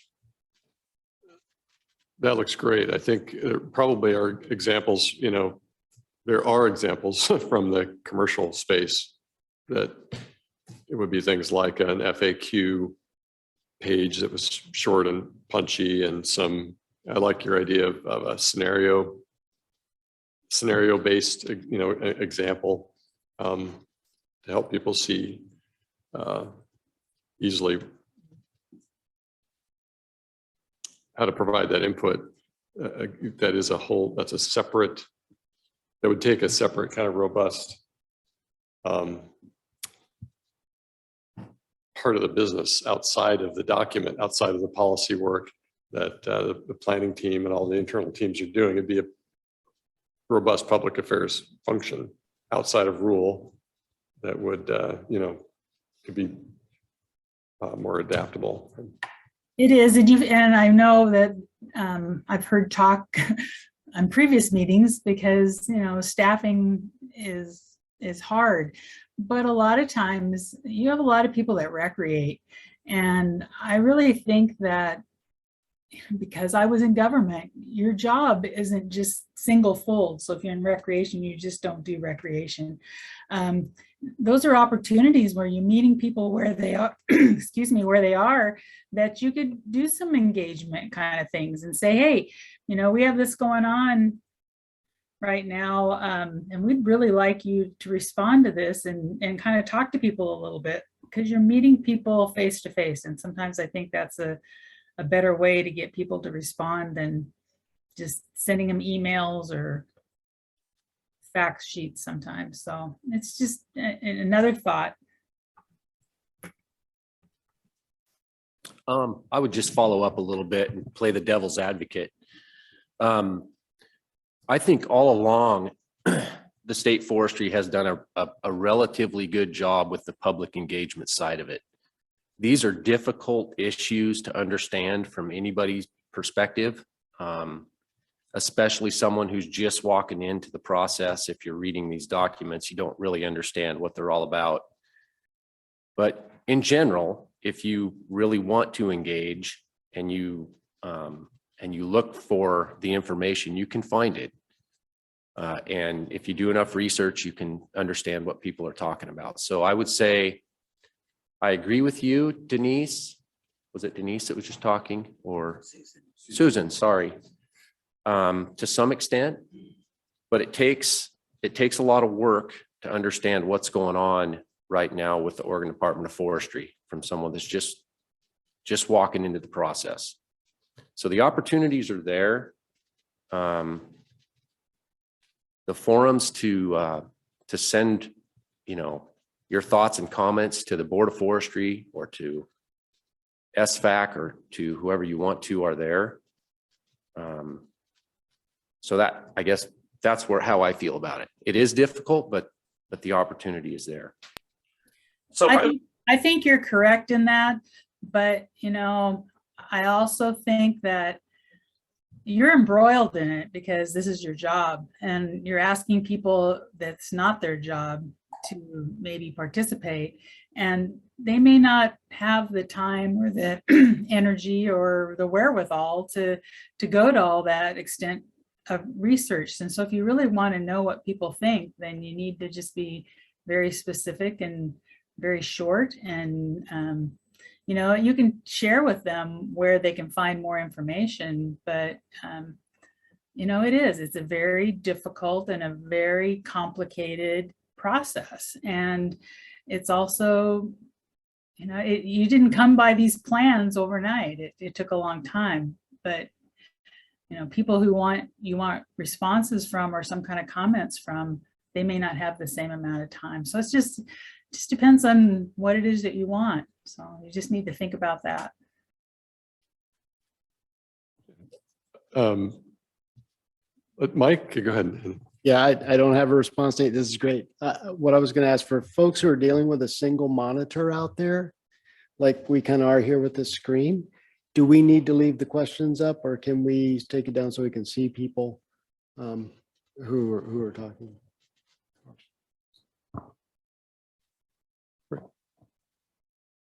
Great. So Amanda, go ahead. Yeah, thanks, Barrett. Amanda with Associated Oregon Loggers. So before I came to Associated Oregon Loggers, I started my career with the Forest Service, and then I worked on federal land issues in the advocacy world. And I've been engaged in lots of, collaborative planning, and down in Southern Oregon, something called the NEPA process, or an iterative NEPA process, where, there's a lot of feedback from local engagement, and, with the hope of creating a plan that made everybody maybe not all the way happy, but mostly happy. And I really want to stray away from something so engaging that we run the risk of not getting things done on a landscape that needs work done on it. So, you know, I think it's absolutely important to get community feedback and to get engagement,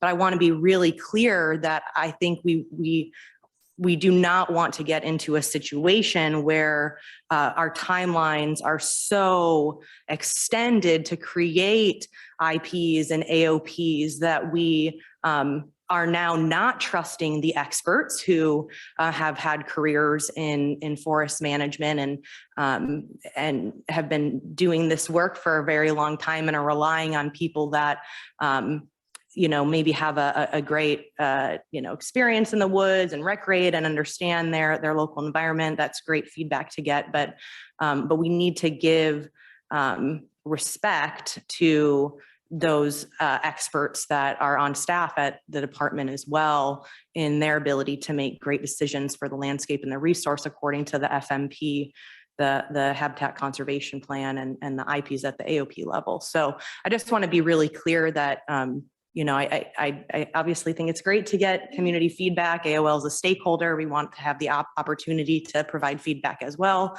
like everybody else. But I don't want to get into this kind of thought process of kind of too much engagement and too much public feedback is not always a effective and efficient way to treat our landscapes. You know, effectively. So I just want to be really clear on that too. It looks like we have a new caller into the radio station. It's CACAPP. Could you introduce yourself? Yes, good morning, everyone. My video appears not to be working. I apologize for that. And I did not edit the name on my screen, but my name is Carrie Ann Kapp. I'm now back with Oregon Department of Forestry in the Central Oregon District as the new Fuels and Fire Planner as of April of this year. And I would really appreciate the opportunity to contribute to the discussion that's going on currently. I did some CWPP work for ODF in Klamath Lake and then in Eastern Lane District in the mid 2000s. And then I did about a 10-year stint with Oregon Department of Environmental Quality as an air quality planner, working on smoke management and some other things related to forestry. And I just wanted to contribute to the discussion around the public input and ways we could improve engagement from the public around some of these topics and gathering those inputs. This discussion reminded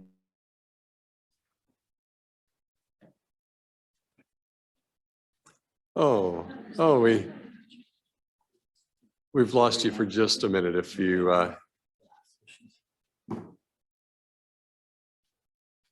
okay, I hope we'll be able to resolve the connectivity issue. Maybe you might try clicking in one more time.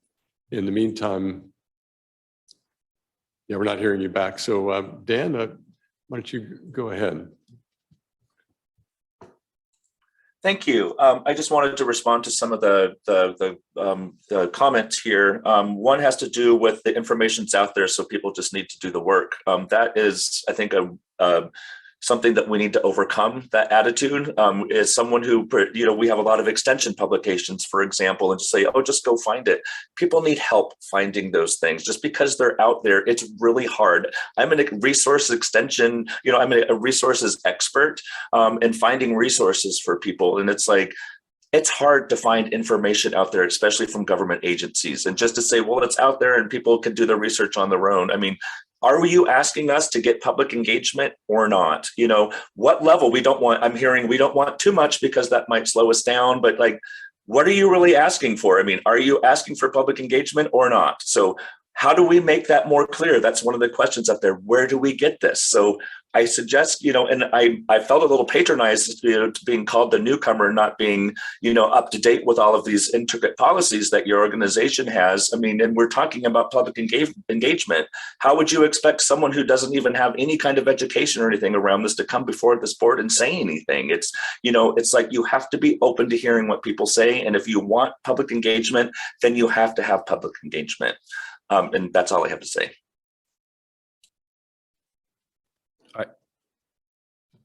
I understand that that sentiment. I'm sure that was directed at me, which is fine. So what's that? Oh, sorry. Mike McKibben with Stimson Lumber Company. The first thing I did as we started discussing how well we're doing engaging the public is I just opened up with my computer, ODF Forest Management Plan. And the first thing that pops up here is the Forest Management Plan with a couple of paragraphs. The first one is about the project and the second one is public engagement. So, the department, it's like this, like I will go back to, it's very difficult. It's hard to understand the information to begin with.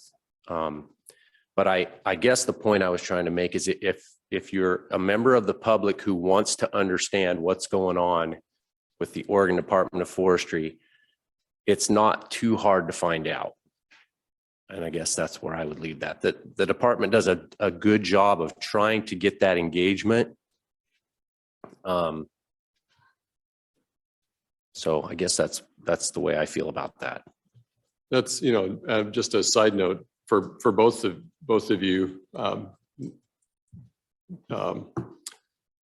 This is great conversation. These are not arguments that we have to resolve between us and referee, who's got the right take here.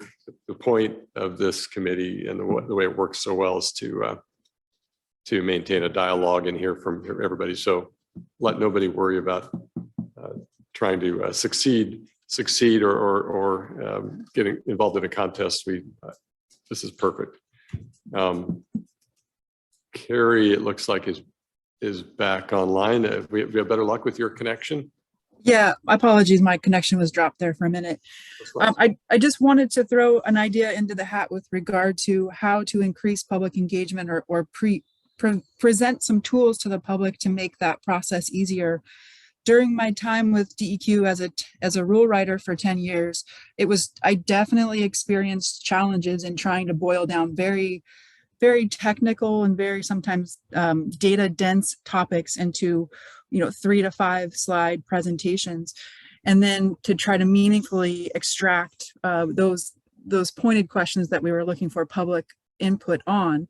And so one idea that I think I'd like to propose to the group and maybe to ODF and all state agencies moving forward. I was struck by during my rule writing experience time, it was all very heavy Word documents, and yet we were moving into this era of social media where the information that public is seeing is primarily audio and visual. And I realized the irony here that I can't get my visuals up today, but so I'm thinking of something like we could do something like a Survey Monkey. Somebody mentioned YouTube videos where we could present a topic, have a panel, maybe a 3 to 5 minute video, get the different perspectives from the different professionals and experts in the field. So we have a wide range of perspectives on and opinions on how to move forward. So we're representing that full spectrum of ideas, and then connecting some kind of like a survey to it where we're gauging like how much support do you have for this issue based on the different perspectives, and then really trying to funnel some of those public inputs into those kind of channels that folks in the public are more used to using. YouTube, kind of again, those video and audio options. So just an idea. It's kind of a high level thought at this point, but that may be a way that we can translate some of these what are typically Word documents and often very thick documents into something that is more user-friendly for the public in order to engage those folks and really for us to get a sense of where the public stands. And that was all. So I appreciate the opportunity to contribute to the discussion. Thank you. Thank you, Carrie. Go ahead, Amanda. Yeah, Carrie, this is Amanda with Associated Oregon Loggers. I appreciate that comment. I do want to be careful about not getting into how many votes for which side of a issue, kind of wins, because you run the risk of doing that with surveys and things like that. Even to a certain extent, our normal typical comments that we receive, can end up in okay, well, how many comments did we get in this direction or that direction? So we want to be careful about that. I don't think that we need to shoot down, different options for public engagement.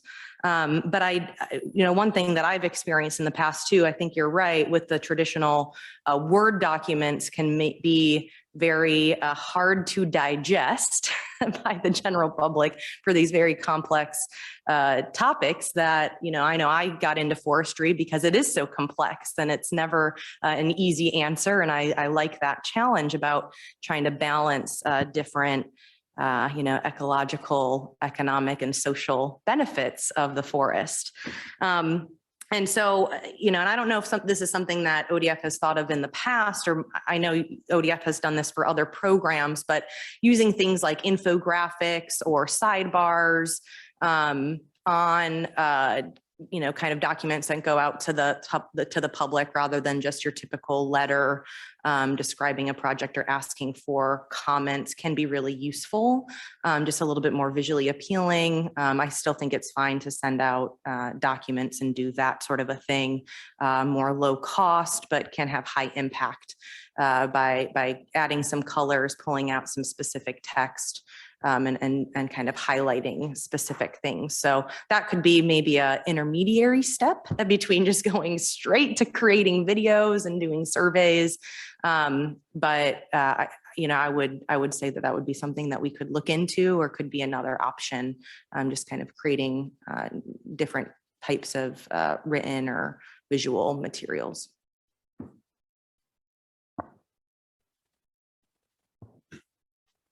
Carrie, I'm not sure, is that a new hand up, or had you?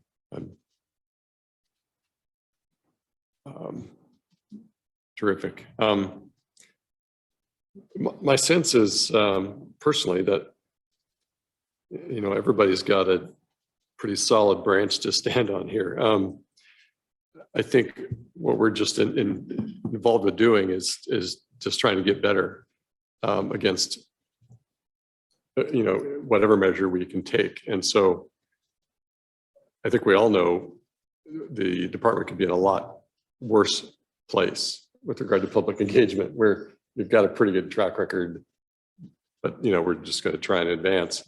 And I keep coming back to a pretty significant public affairs function here, or a public communication function, especially in an environment where we have some pretty dysfunctional information streams in the entire ecosystem, and you're involved in information warfare almost. We've got to find ways to get. Not only are there the what I called earlier civilian population that's not educated, but we have significant fears that are spheres. Significant spheres that are getting information that is, that's actually misinformation or disinformation. So being passive about these links and just making them accessible may not be sufficient, in fact. So that's just something that occurs to me. Barrett, I guess just a point to add, right? This conversation is highlighting the challenge, right? And it's highlighting why this advisory committee exists, is because the things that we talk about, one, are long-term, they're complex, at times they're technical. And, this used to be, we used to have 1-year terms when this committee first started out, and we realized that wasn't effective because it took a couple of years to just understand the policy framework and the different tiers of the policy and what the terminology meant, with a 3-page document of acronyms. And so the reason we're having this conversation is the struggle is real. And that is the reason that this group exists. One of the reasons this group exists is to help be kind of that funnel of information, representing the different disciplines that understands the policy framework, much more so than the average member of the public. So the reason this is on the agenda is for that purpose. Like, how do we do a better job of this? So we're having the policy conversations earlier in the process versus when somebody is reviewing an operations plan and is wondering why we're taking that approach. Well, we're taking that approach because of a decision that was made 4 years earlier when we had a conversation about implementation guidelines associated with the forest management plan. So we're just stating the obvious there, but just recognition that it's a complex topic and we're trying to find better ways to get input at the appropriate time, at the appropriate level, so that we maybe have fewer engagements where folks want to have a policy conversation when we're talking about an operational plan. There's always going to be some of that, but trying to have those avenues to have those conversations early in the process at the appropriate time is really what we're striving to do here. So appreciate the conversation, appreciate the feedback. And in 10 years, we'll still be trying to get better at this. Leslie, do you have anything that comes to mind? Okay. Colleen? Oh. Barrett, I would weigh in a little bit, if Sure, you Mike. will, on, I'd never really commented on the Chapter 5 guidelines. And I guess from a timber industry point of view, my perspective is I'm also glad that the terms adaptive and flexibility are built into these implementation plans and guidelines. You know, to me, we're a year and a half into the HCP process, and the big unknown right now still is how much timber is going to come out the back end of this. So that's a concern, obviously, from people in my industry. And it seems to me like there needs to be some flexibility there, because Bodie's presentation was a good presentation, but the first thing he said was the funding for the department comes from timber sale receipts. And that percentage, I tried to corner him on it. He wouldn't tell me, but I think it's probably in the high 90s. I think I said I would tell you, but I don't know what the exact percentage is. Well, I'll tell you, it's 98%. So if we don't cut trees down, we can't fund the department. And I think it's important for people on the SVAC advisory group here to know that. You know, the HCP is a big long-term, like Mike said, it's a 70-year process that we're getting ourselves into here. We don't yet know how much timber is going to come out of it, and that's a big concern of ours. If I had to guess, it's going to be something less than what we have right now. And so then the question becomes, where does the funding come from? And so I just hope that that's on the forefront of people's minds in this room as we go forward. And we're starting to think about how those funding gaps get filled, or what changes within the department going forward.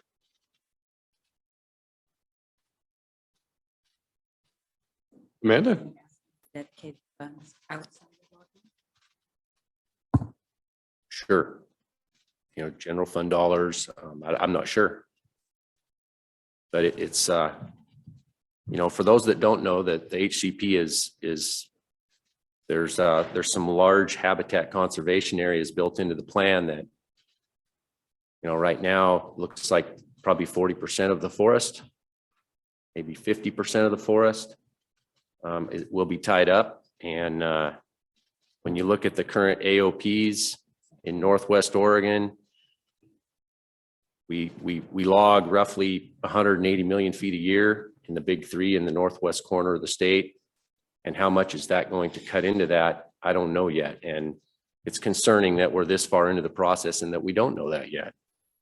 It would seem to me like that should be maybe the first thing we know. And I know there's some modeling and some things going on within the department to try to determine that as quickly as possible. But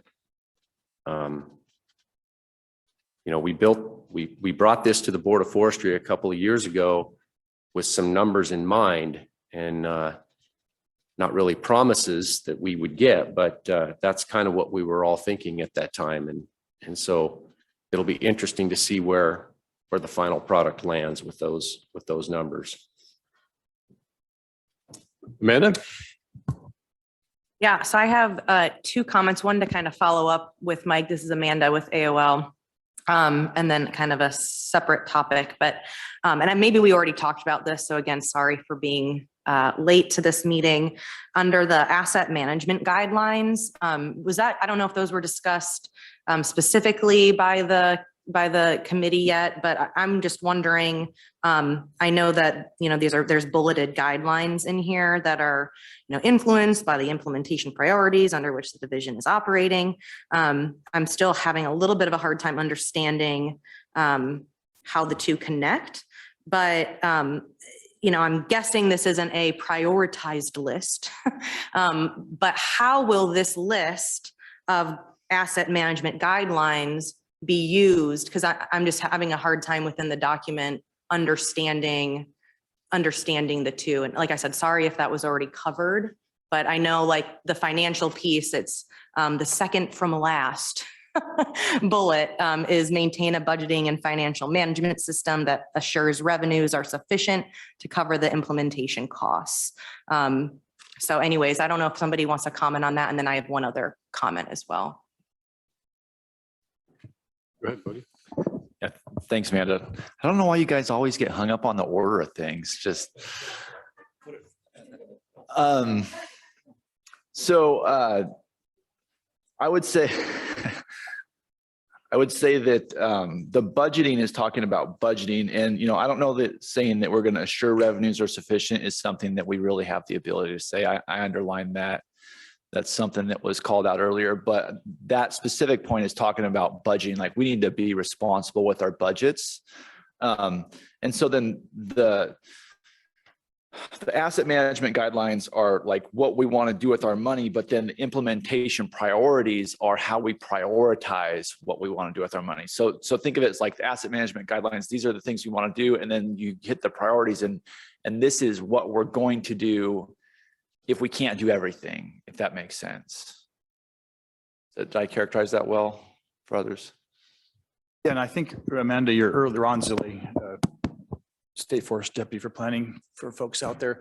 When you made your comment earlier, that's a note that I had made is that, this was really it scales back based on limited funds. And what I inferred you were trying to comment on was that rather than just having that scale down approach based on our revenue stream, where do we show that during different financial situations, we do things, take actions like ask for a POP for whatever funding we might need to still implement our plan at a high level and do all the things that we intend to do, but look for whatever available resources there. So I got that from your previous comment as well. Yeah, thanks, Bodie and Ron. I really appreciate that. And yeah, I think as somebody who went to school for forestry and has practiced forestry, I think about how would I prioritize things as a forester, right, on the landscape. And I think about the position that the foresters working on these lands at ODF you would interpret this, right? I mean, how as a forester then, is this interpreted by different people when you're given a bunch of things that you can choose from? Now, are we actually making strategic decisions within this plan to help guide our foresters at the ground level? And so, I don't have an answer for that. I just, as a forester, I look at this and I know how I would maybe interpret things, but that may not be how everybody interprets things. And that's maybe okay because you get diversity then across how the forests are managed, but then you also end up with uncertainty for the industry side. Obviously I represent the workforce component and Mike represents kind of more the manufacturing side of the ship, but we all work together. And so, so again, just trying to think about it as, from a forester's perspective, how I would read this and sort of interpret it in addition to that implementation guideline and implementation priorities. So anyways, I think there could be some additional work there to kind of try to tie the two together in a more strategic or understandable way for the forester at the ground level, the actual ODF staff person. But I think we're headed in the right direction. Like I said, I just having a hard time kind of connecting the two in my own brain. And then I did have one other question, if somebody wanted to comment on that, I will give you the space. Yeah, so and if this is Andy White, Amanda, if I'm tracking there. So as you look at those implementation levels there, what we do right now, and I'm assuming it would continue into the future, is that is interpreted, basically our financial situation is interpreted by the State Forest Budget Committee, and then the division chief drafts AOP guidance that says, based on where we're at, here's how we're going to focus investments, whether that's strategic investments, whether that's how we build the next annual operations plan. So our situation is understood and filtered, and then direction is provided annually so that our folks that are out there building those plans understand what level of investment we should be planning for, if that helps. Right? I wonder if we've been going for an hour now. I wonder if we could interest folks in a break, and could you make a note of the next comment, Amanda? When we come back, maybe have a little discussion about the boundary and interplay between financial viability and the financial considerations in the adaptive management framework. They're not exactly the same. In other words, even the HCP and the FMP they actually don't promise a financially viable plan. That's my understanding. First of all, here comes the point I often fail to make. I'm an SFAC member. I represent recreation and community interests of all kinds. As chair, I'm not an employee of the department. When I answer, I'm not answering for anybody but myself. So this is as much a question to staff and to tee up maybe for you, Mike, after break to talk about just what is promised.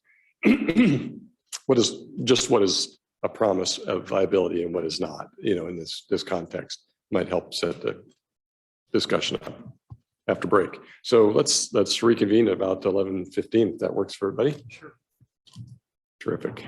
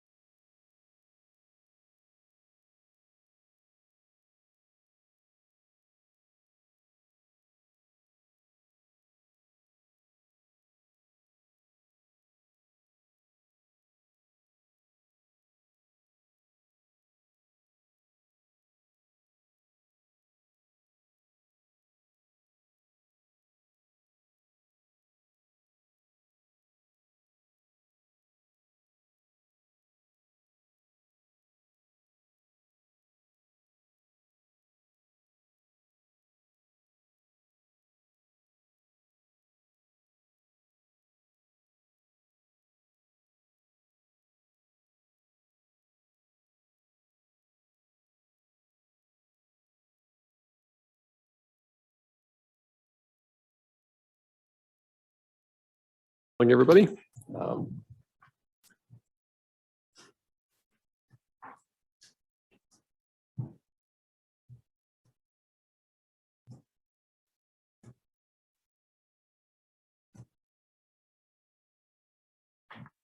right, I just thrown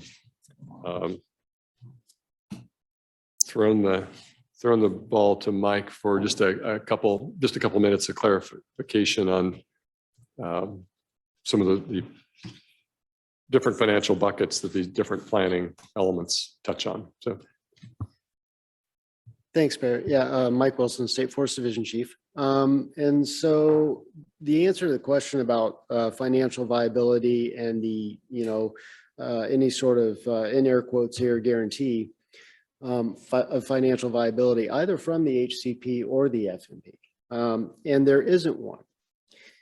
And the reason for that, the way things are laid out in statute, ODF has a responsibility to provide these elements of greatest permanent value that are further defined in rule to all Oregonians. And those outputs are very important. The FDF is specifically established and funded to support management on state forest land. So in that sense, there's an earmarked fund. However, that does not mean that has to be the limit of what's brought to bear to manage state forests. And certainly we have an eye on that towards the future, and sort of regardless of a policy context, there are certain overarching business sort of construct issues that would suggest that we need to work on improving that and bringing additional funding in somehow for our management activities in general. But I think, as I alluded to earlier, the State Forest Division itself, the current construct within ODF is that we do get almost entirely all of our funding from our share of the timber sale receipts. And that is a department agency construct for how the division is funded. And so that certainly is subject to change in the future.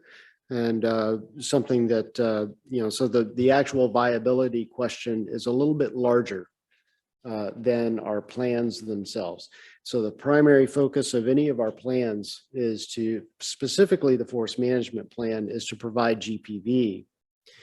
The specific purpose for the HCP is to provide us the regulatory certainty to be able to do that in a planful way with the FMP. So there's the regulatory mechanism of the HCP, and then there's the forest management plan, which is really how we try to derive those results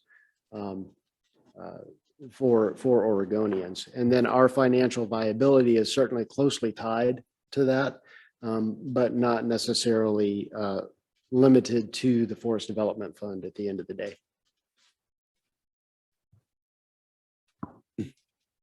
Thanks. Don't see anything from the room on that. I think I left Amanda hanging on a question before break.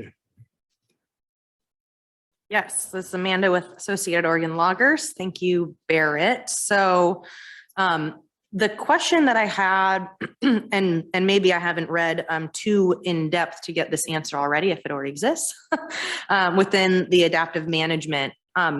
So I am curious.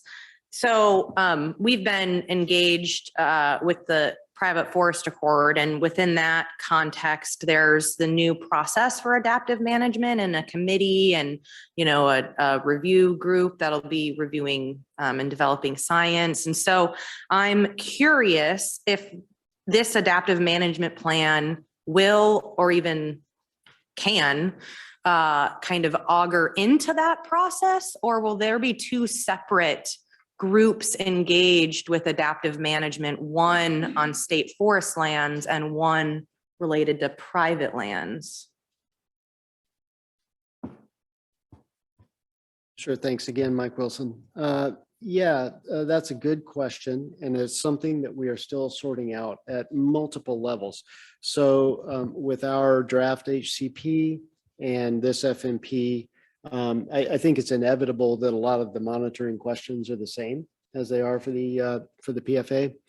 So we're looking at it from two places. One is that higher level context of how do we bring people in and what does that process look like? How much overlap is there at that process level? And then there's the question too of just logistically with across the divisions as they're currently constructed. We've always had a challenge of sharing monitoring resources. And we would like to very much just to create those efficiencies. And so we are looking at that as well with the PFA. It's like, okay, now we have some really common questions that are going to come out of that. And can we split fund staff? Can we better, balance that workload? But the process questions we're still working out as well. And I don't have a final answer for you on that. Yeah, and just to follow up, I think that's good that you guys are thinking about those. I think it's appropriate because we don't want to duplicate efforts, but I don't know legally if that, funding and those resources are earmarked specifically for private lands in those pieces of legislation that were passed associated with the private forest accord. So yeah, I don't have the answer. I'm just thinking about, as we think about adaptive management and then how the SFAC could or should be utilized in the space related to the state forest adaptive management and thinking through some of those things where there might be some commonalities. So thanks, Mike.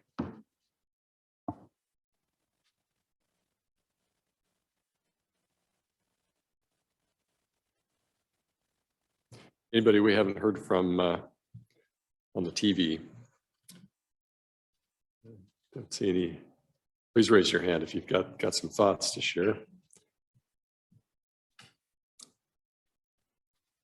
Anything else in the room? Where do you think you want to? How do you think you want to wrap this up? Is there any places you want to push? No, I really. Ron Zilli here, and Bodie, if you have any open questions, so sure like to give you an opportunity to close to make sure you've gotten from what you want on the agenda item. But we really wanted to hear from all of you on just your general overview of the reaction to the chapter. We'll get to it, and I'll turn it over to Colleen here in a second, who has a question. But that's what we really wanted to draw out. I've gotten a lot of good feedback. I've taken notes, and we'll incorporate this back into the continuation of the refinement of the work. But I turn it over to Bodie first, and then go to Colleen, or vice versa, maybe. Colleen, this question. This is Bodie. I'll just yield to Colleen, and I don't have anything. So Colleen Kaiser, State Forest Planning Manager. So I think one of the questions that I have specifically for this group, as we start to embark, as we work through the HCP and we're working through the FMP, really where my focus and my team's focus is at that implementation plan level. And, we're a ways from starting that process, but we're also taking kind of all of these nuggets to how to approach that process in a really efficient manner, but that will get the biggest impact and develop a plan, like I said before, that we all can support, even if, it's not exactly what we see from each of our own personal perspectives. My question to you all is, how do you see us using SFAC through that process, through the development of those implementation plans? I've learned a lot about coming and asking specific questions. So that's what I'm doing today, but also we'll be doing that through the process. But I'm just curious, how do you see that? A lot of times we just bring information, we review it, we ask questions, and then we go home. And so I'm just looking to see if there's any alternative methods or things that work for you specifically that we could consider. If that's too detailed of a question, I can pull back on that, but I just figured we had a little time, so. Go ahead, Mike. Just from prior experience, I would say one of the values that SFAC could probably bring to the agency is I've observed Board of Forestry meetings in the past. They get lots of comments there and lots of input there, and it's usually one side and the other. And folks like myself, now representing the recreation community, are generally kind of silent in that sort of thing. And so I think one of the values that SFAC can bring is both the at-large perspective and a recreational component, some of those types of things there too. That's just one thought. So happy, looking forward to it. Of course, we're going to have a ton of questions too. Not saying we're going to make it easy, but that's what I'm here for. I'll say that it's actually a bigger question than some might realize, because we are an implementation advisory committee. And so occasionally we're assembled around policy questions at the request of the board. We just want to make sure we avoid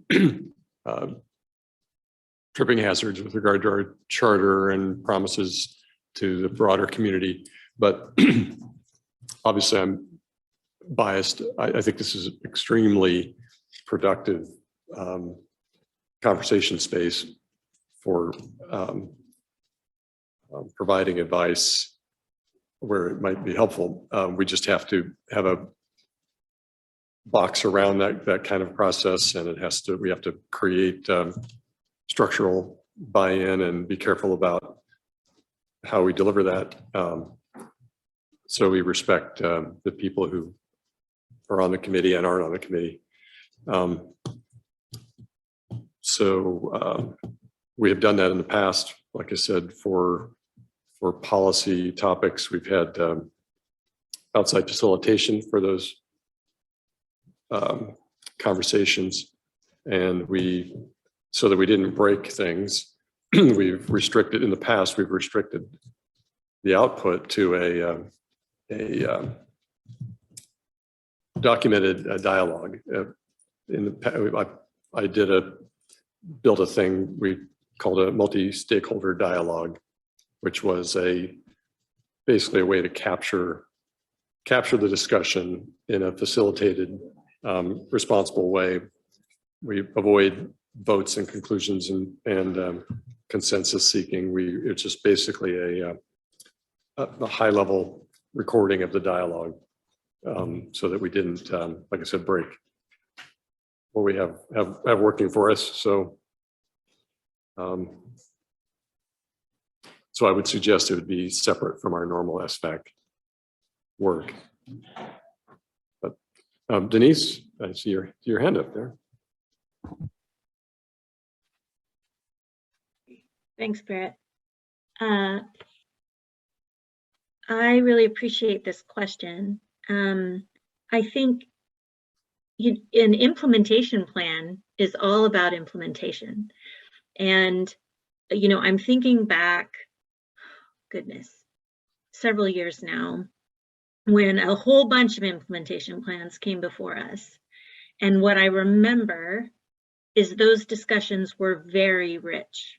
They were very rich. And I think they were very helpful for ODF because, the bigger question in it that I think you're asking is, how do you set up those conversations?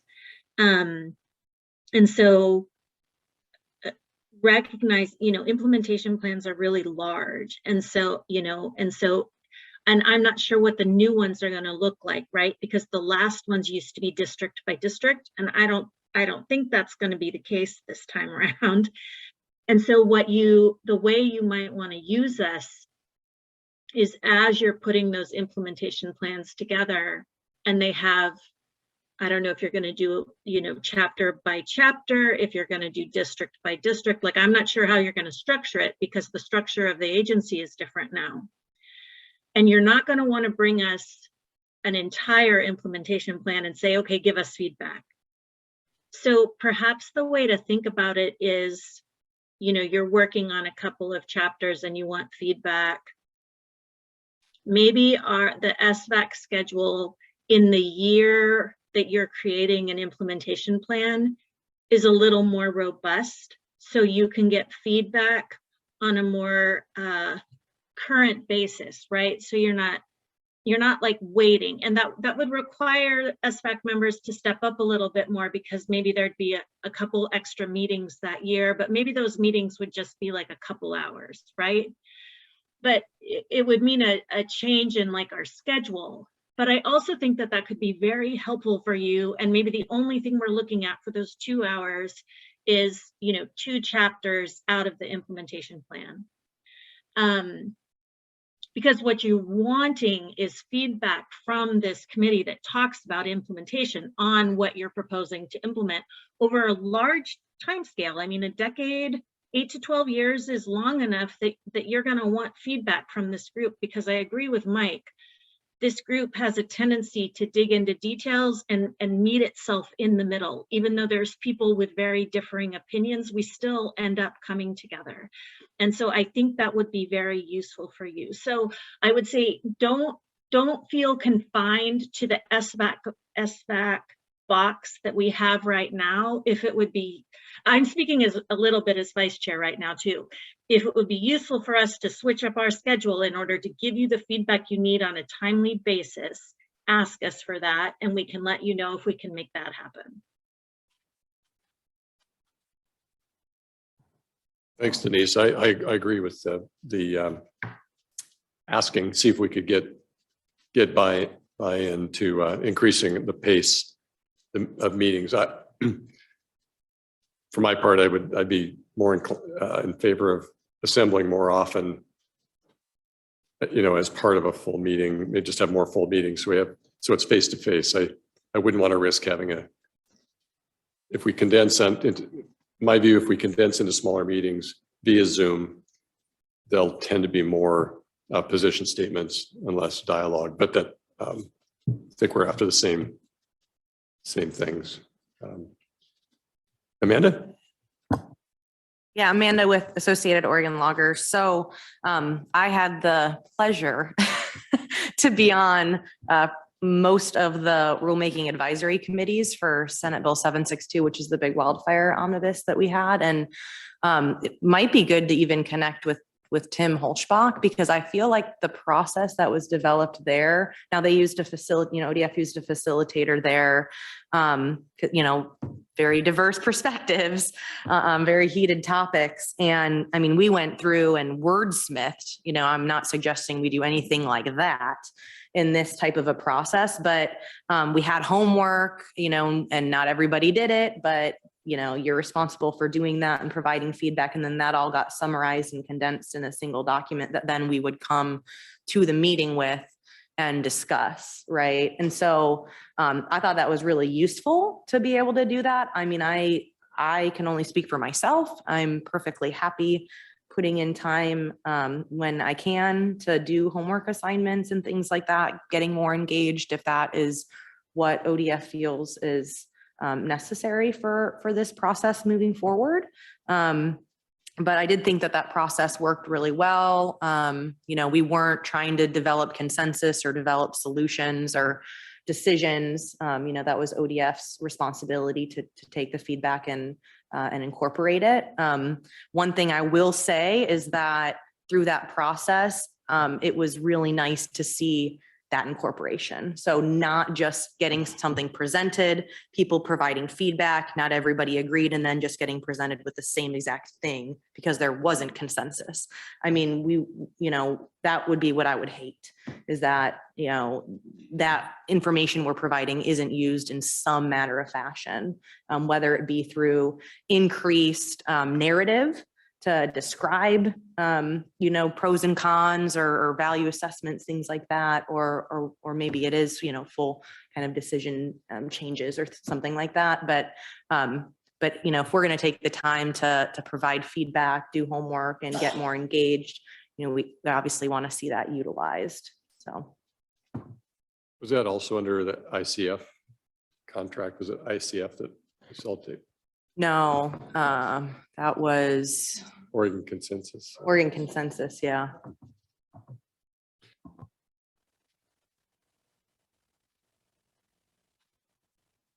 The thing that occurs to me, as a representing the kind of broader recreation community, was the messaging in this document will be pretty important to the board and others, because those values are just so hard to quantify, so hard. They've been vexing from a performance measures standpoint forever. What is successful? What does success look like? it's not, it's hard to measure. And so it's been hard to come up with performance measures. And so maybe this is a more kind of dialogue offline, but I just would like a little bit more messaging to the reader and the consumer around the need to measure, the need to find ways to quantify what recreation success or failure looks like. Right now, the team is struggling with, there aren't even metrics for user visits. How many people visit, the forest? How many, are they happy or not happy? Or is where is the system, a trail system, for example, what status is it in regard to their own goals for the system? How is it, even budget metrics, for example, might be important. So to the extent that the only real messaging I think I recall in here was, if we get into the red, recreation investments are restricted to just maintaining current facilities. That's pretty much it, as near as I can recall. And I think I know we can do a little bit better, and I'd rather just keep it on the front burner as a workload for the board and others.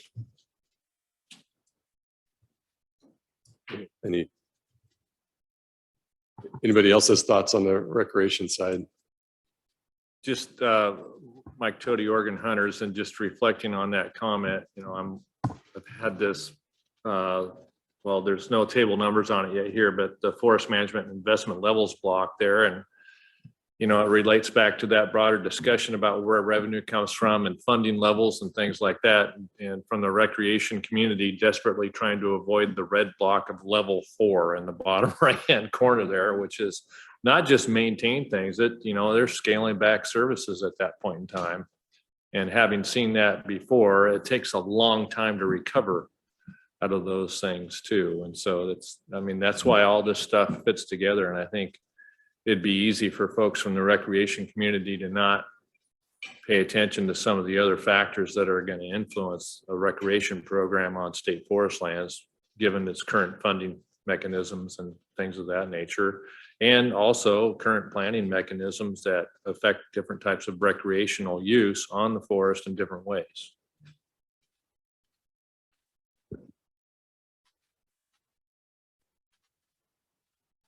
Thoughts about where we're at on One follow-up. to summarize the ask. Do you have one follow-up if we do? Oh, sure, yeah. Minutes? Just secondary to that is, we talked a little bit about the structured decision-making diagram for adaptive management, and just kind of the same question. So we talked about the implementation plans, but I'm just curious if there are any thoughts around where folks kind of see SVAC in that kind of structure decision-making diagram.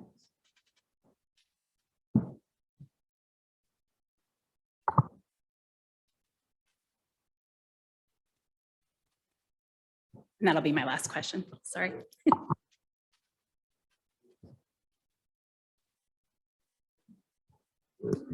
This is Amanda with AOL. I'll kick it off, and then if somebody has something to follow, maybe you'll have some time to review the diagram again. For me, I think the big part of that that structured decision-making pathway that I see SVAC engaging in is really helping ODF on number 4 and 5, which is estimating consequences and evaluating trade-offs and uncertainties. I feel like this diverse group has diverse perspectives.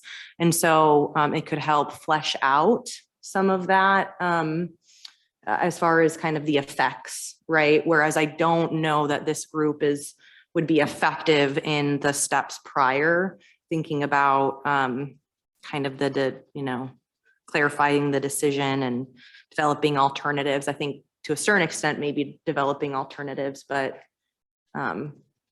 But again, it's like, that's so broad in some ways.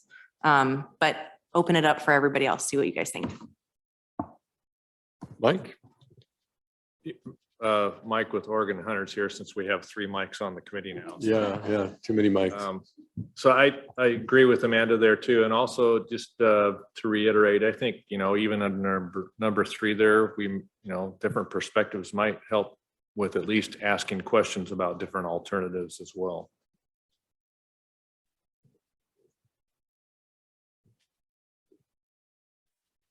Appreciate that, Amanda. That's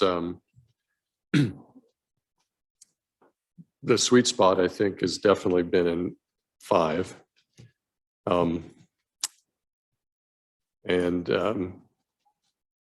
We're stronger in some of these areas than others. Clarifying the problem might be a place we come in a little bit, but I agree with you. Any other? Does it give you much to work with, Colleen, on the It does. I just pathway since and you're a captive audience, I'd ask the question. Yeah. As we're working through this stuff. So great. Did you have anything else?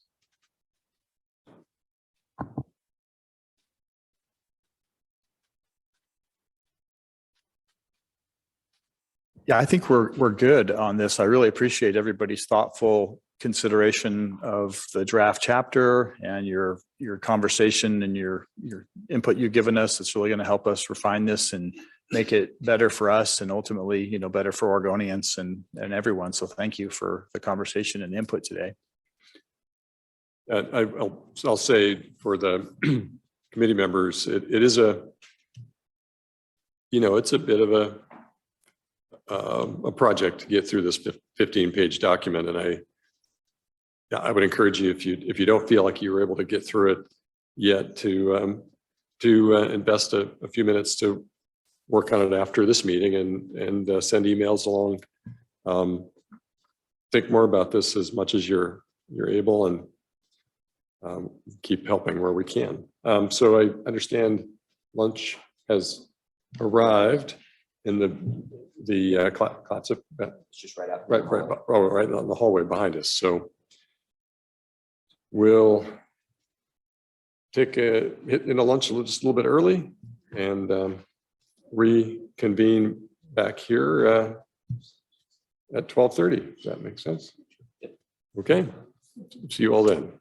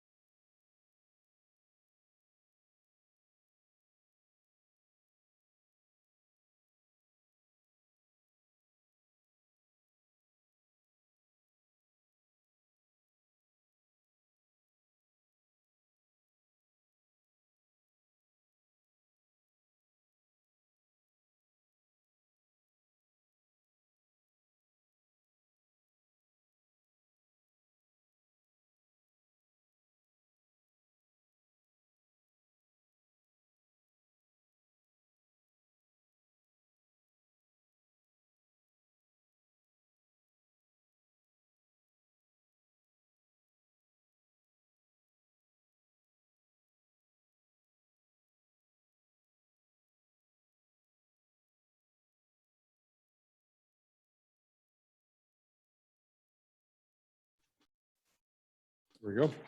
All right, welcome back, everybody.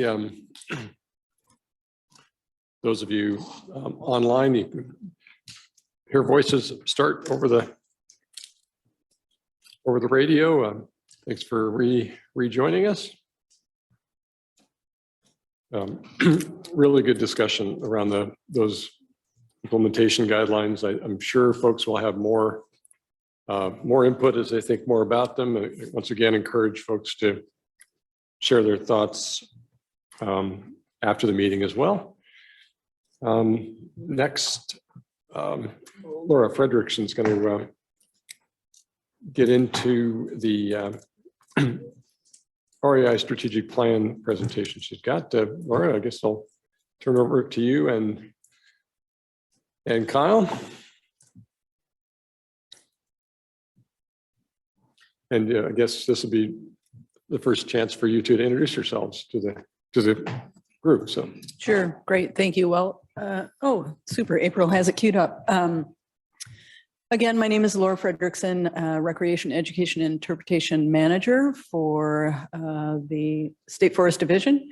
My apologies, I was not with you most of the morning. I was at the same meeting that Amanda was at. So hope you had a robust discussion. It sounded like it, at least when I popped in. And Kyle Smith is here too, and I will let him introduce himself. Kyle Smith. I'm the Community Engagement Coordinator for the REI program within State Forest. So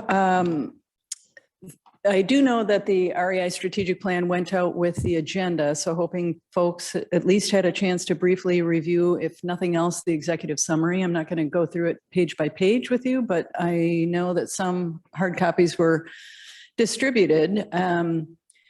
I think the opening comments I would make about the REI strategic plan is just kind of a cast backwards, reminding folks on the call kind of how we got where we are in terms of the REI program. In 2018, the division went through a reorganization and birthed a blueprint, which was a new organizational structure, which is really the birthplace of the REI program. That's not to say we didn't have recreation, education, and interpretation existing on State Forest before, excuse me. But under that reorganization, all of those entities were housed under one umbrella, which is the Recreation, Education, Interpretation Program as we know it today. And probably the most significant thing is that really the unification of the recreation with the education and interpretation, it was done in large part to help us kind of standardize delivery of program and systems across districts and regions.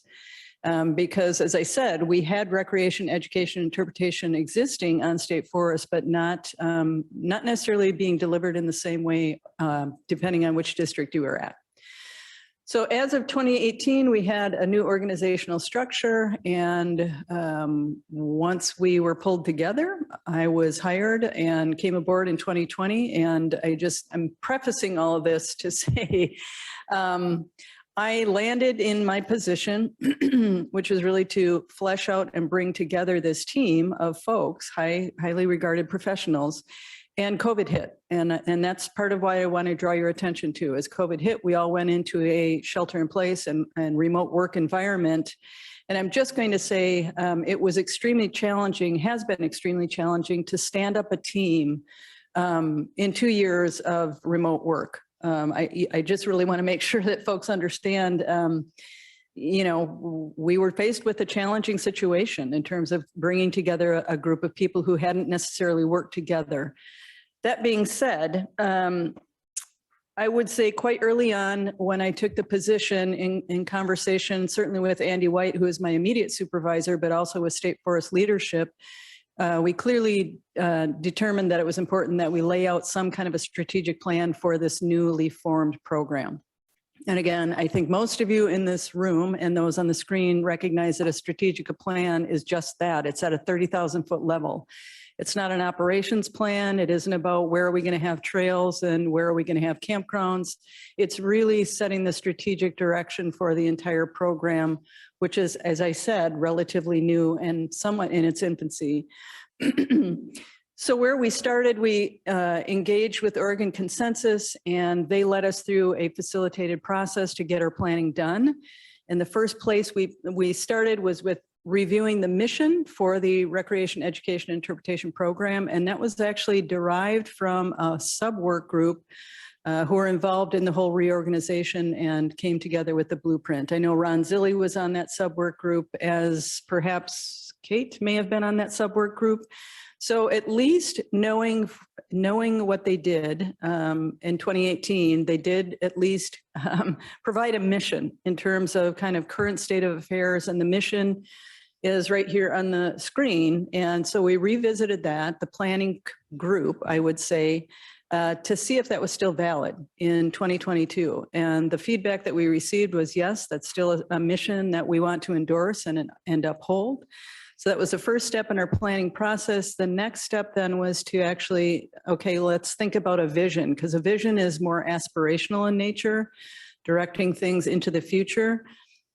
And many stakeholders were involved with that. Oregon Consensus actually conducted some one-on-one interviews with some of the members in this room. I think most district foresters were engaged. Barrett, I know you were contacted. We had Board of Forestry members, some of our operations coordinators, quite a number of people were contacted and engaged in one-on-one interviews with Oregon Consensus to really answer generally one question: what's the relevance of the Recreation Education Interpretation Program going to be in the next 5 to 10 years? That was really kind of the central question that was used to generate additional discussion. And the vision that arose out of that, kind of the collection of sentiments that arose out of that, is that our vision for the program is to be the pathway for all to explore, learn about, and enjoy Oregon state forests.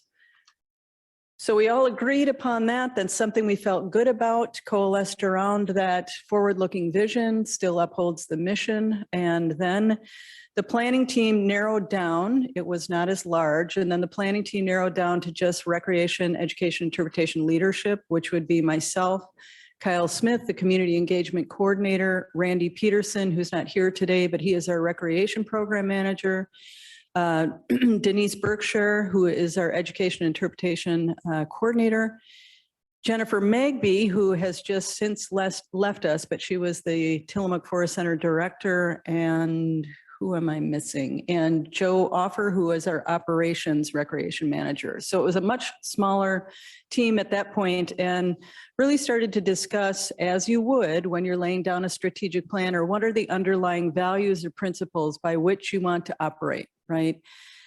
So we had lengthy discussions about how many should we have, what should they be, and these are the principles in which we landed. If you could go to the next one, April. Maybe you already went too far. Okay, I'll get into, you can just stay there. You can stay there. So principles, where we landed, these are fundamentally the things that we want to anchor into as we conduct not just our daily work, but certainly as we start to develop more operationally based projects and plans. We certainly want to be integrated in terms of integrated across districts, so our own internal work, but also fully integrated with all of the state forest operations. So certainly we want to be integrated in how we proceed. Inclusive, certainly furthering the efforts of being much more inclusive of communities and folks who we may not have met in the past or been able to meet their needs in the past. We certainly want to be more adaptable and continually seeking business improvement pathways, staying nimble, staying up to date, and responding to change. Certainly, we talked a lot about financial metrics this morning as we were discussing the forest management plan and some of the outgrowth of that. So we need to be sustainable, sustainable within our own operations and sustainable in terms of the workflow and those who are dedicated to furthering our mission. We also want to be welcoming, and again, that's centered really primarily in terms of accessibility for persons, again, who we typically have not been able to reach. So that could be anything from persons with disabilities to communities that we just have not been able to reach, such as underserved communities, both in urban and rural areas. So certainly want to make sure that we're being more welcoming and professional. Absolutely. I would say one of the things that the Department of Forestry has demonstrated to me in the short 2 years that I've been here is the level of professionalism and the way we interact with one another. So not just simply with each other, but also with those that we serve. The recreating public, those who come to our Tillamook Forest Center, is to be continually professional. So after we developed those principles, walking through a typical strategic planning process, we then had to conduct what I would say is a modified SWOT analysis. So typically most folks are familiar with that SWOT analysis, strengths. Mike. Do you want to go through it, then kind of take questions? Yeah. Have a conversation later, Sure. or take questions as you're going? Well, let's do either. Go ahead. But just, back to the principles there, thinking about the type of recreation community that I'm here to represent, how does strategically, how do you define welcoming to all the various communities out there? Is that advertising to get folks out there? Is that building infrastructure for certain types of recreation? Give me some examples there. I would say both. It's building infrastructure that's, for an example would be modifying our current infrastructure out there for persons with disabilities. That would be one way of demonstrating our commitment to being welcoming. I would say, excuse me, I would say another way would be actually our signage. So right now, most of our signage is simply in English, and we can do better in terms of multilingual signage out there. I would say even the way we present ourselves. So what types of uniforms, if we're going with uniforms. So it's really to try and accommodate a number of, concerns that people may have when they go and recreate in the woods. And thanks for asking the question, Mike. I would just say, let's roll with that. And as you have questions, as they come up, please feel free to jump right in. So we did have to, as with any planning process, you really have to kind of identify, okay, what are our opportunities and what are our strengths? And certainly what are the constraints? What are the sideboards that we are dealing with? And again, I don't need to read through those. If you can go to the next slide, please. We do have considerable opportunities. We have a highly committed and experienced workforce. Many of our staff within the program have been with us for well over 20 years. One of the other strengths that I would say that is somewhat unique is we have the State Forest Trust of Oregon, which is a supporting nonprofit. They are exclusively there to help support the certainly projects and initiatives put forth by our program. We also have, I would see this as an opportunity. The outgrowth of the new blueprint is that we have an opportunity to really embed some consistency of delivery of services across districts. Because again, prior to the new blueprint, we were doing things differently depending on whether you were in the Forest Grove district or the Tillamook district. I would say the other opportunity, one of the last opportunities that we identified as a group, was the addition of staff. So the position that I was hired to occupy, Kyle's position certainly was a new opportunity for us. And we also looked at the management structure in terms of an operations manager focused exclusively on recreation. So we gained some positions that certainly provides us with opportunity. I would say with my position, I would say that one of the strengths of this position is that I'm sitting at the State Forest leadership level, which elevates the concerns of recreation, education, interpretation on the ground. Prior to the new blueprint, certainly there was input in terms of issues around recreation and education and interpretation, but not at the leadership level of the division. So I would consider that, we consider that an opportunity. Constraints, certainly, lack of internal alignment around the REI program as core business of State Forest Division. We are charged with delivering greatest permanent value, and we do our best in terms of developing those unique and nuanced values, those social values that people garner when they're out there recreating or learning about our state forests. But there is different understandings of that even within the State Forest Division. One of the other constraints is, we talked about this again this morning, is the lack of consistent funding. So we certainly feel that for facilities and services, maintenance and upgrades, a backlog of unaddressed work. I know that Mike drew our attention to it when we were discussing, excuse me, feedback on the FMP chapter. And that was really around the different service levels, right? And Mike made the comment, I'm paraphrasing you now, Mike Tody made the comment, I'm paraphrasing now. There are certain aspects of our business that are harder to crawl out of, right? And so the last economic downturn, I would say that the Recreation Education and Interpretation Program, among other programs, took a hit, had to lay off staff. And I would say that some of the infrastructure that's out there, some of the trail systems that are out there, they just sat there. And so, you know, part of the concern is how do we get those back up to a condition that is welcoming and is there for Oregonians. So it does relate to some of the comments that came up previously when we were talking about feedback for that chapter of the FMP. One of our other constraints, I would say that most of the agency is feeling, certainly within our own division of state forest, is competing workloads, unsustainable or competing priorities and unsustainable workloads. We are involved heavily in the FMP and the HCP development, and that has pulled staff away from, you know, quote unquote day jobs. So that is certainly a constraint. A lack of internal workflows and work products to support deeper integration between recreation, education, and interpretation. Again, we're in the process of developing those in terms of business flows. How do we integrate better with state forest leadership?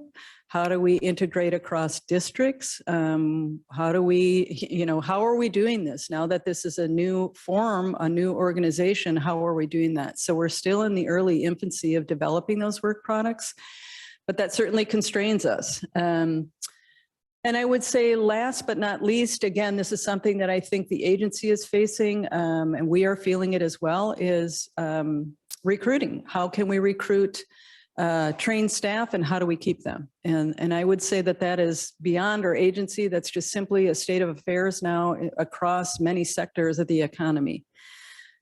So once we identified the constraints, really kind of let's do a snapshot, then we did go into what I would consider, if you could fast forward, April, I apologize, this is somewhat out of sequence. We did then identify some very high level goals. What I want to do at this point is just to call your attention to the fact that as we were starting to think about strategic goals, it really became clear to the planning group and certainly our facilitator that we were not going through a traditional strategic planning process, in that we really had yet to gel as a team. We really had yet to detail out how are we going to accomplish core business. So it was really at that point, there was somewhat of a departure, and we had to be thinking about, okay, it's important that we identify some high level strategic goals. But the planning process at that point then really took on another dimension where we started a very serious internal dialogue of how do we accomplish core business? Meaning, how are we going to get business done over the next 1 to 3 years? Certainly it's good to have aspirational goals, but we still have yet to detail out, you know, what are these workflows? What are these operational plans? Again, standing up a team and trying to work through those, you know, 1 to 3 core objectives was very difficult in a remote work setting. So wanted to make sure that that was understood. Nonetheless, we did want to do some forecasting, came up with the strategic goals that are listed here on the slide, or if you're reading the document, you should have it right in front of you. Certainly want to update and enhance our interpretation and education and services. Right now, most of the interp and education is occurring at the Tillamook Forest Center. And we recognize that we would like to do better and expand those services to all state forests. So potentially even getting folks back out in the forest in terms of doing educational and educational interpretation programs, campfire programs, if you will. So identifying that as a long-term goal, we recognize the importance of developing diverse and sustainable funding sources to support the recreation, education, and interpretation program. So that is definitely one of our strategic goals. A third goal is to systematically grow our partnerships and engage the public. I know there was quite a bit of conversation about that this morning in terms of how do we engage our public better.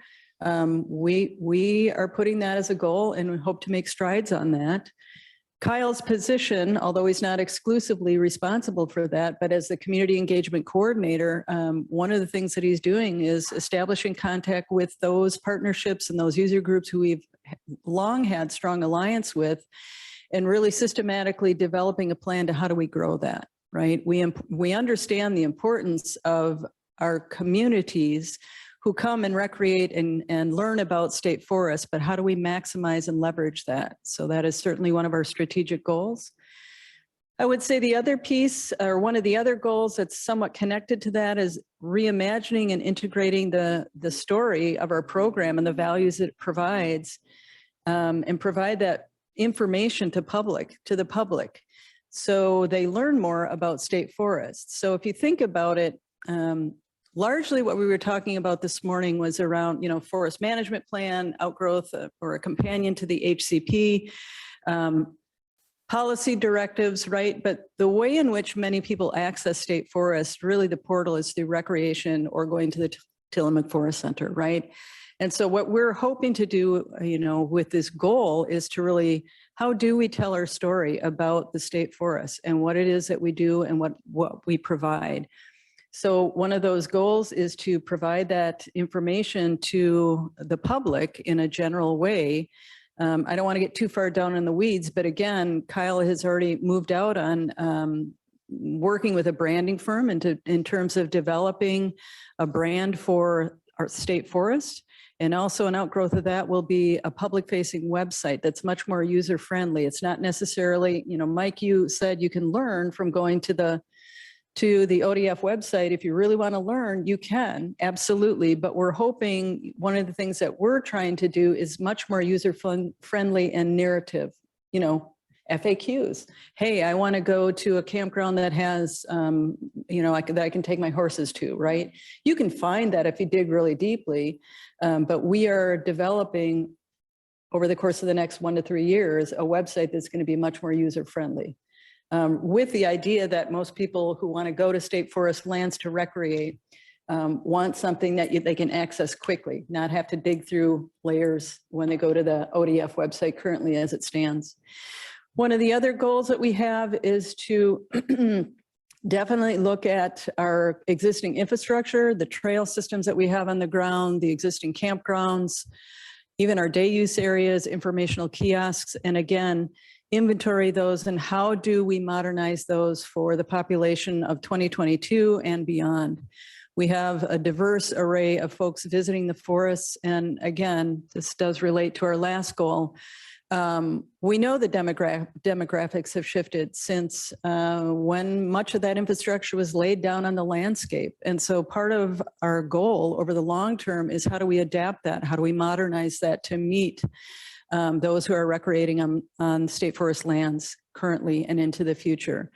And then the last goal, which relates to that, is anecdotally, again, based on most of staff feedback in terms of who they're seeing out there, the conversations they're having out there, but we don't have systematic data that really indicates, okay, specifically, what is it that we need out there in terms of the infrastructure? And beyond that, what is it that folks are wanting to see out there? What kind of a trail system, what kind of non-motorized trails would they like to see out there? So the visitor use monitoring program that is a long-term goal will help us get at that.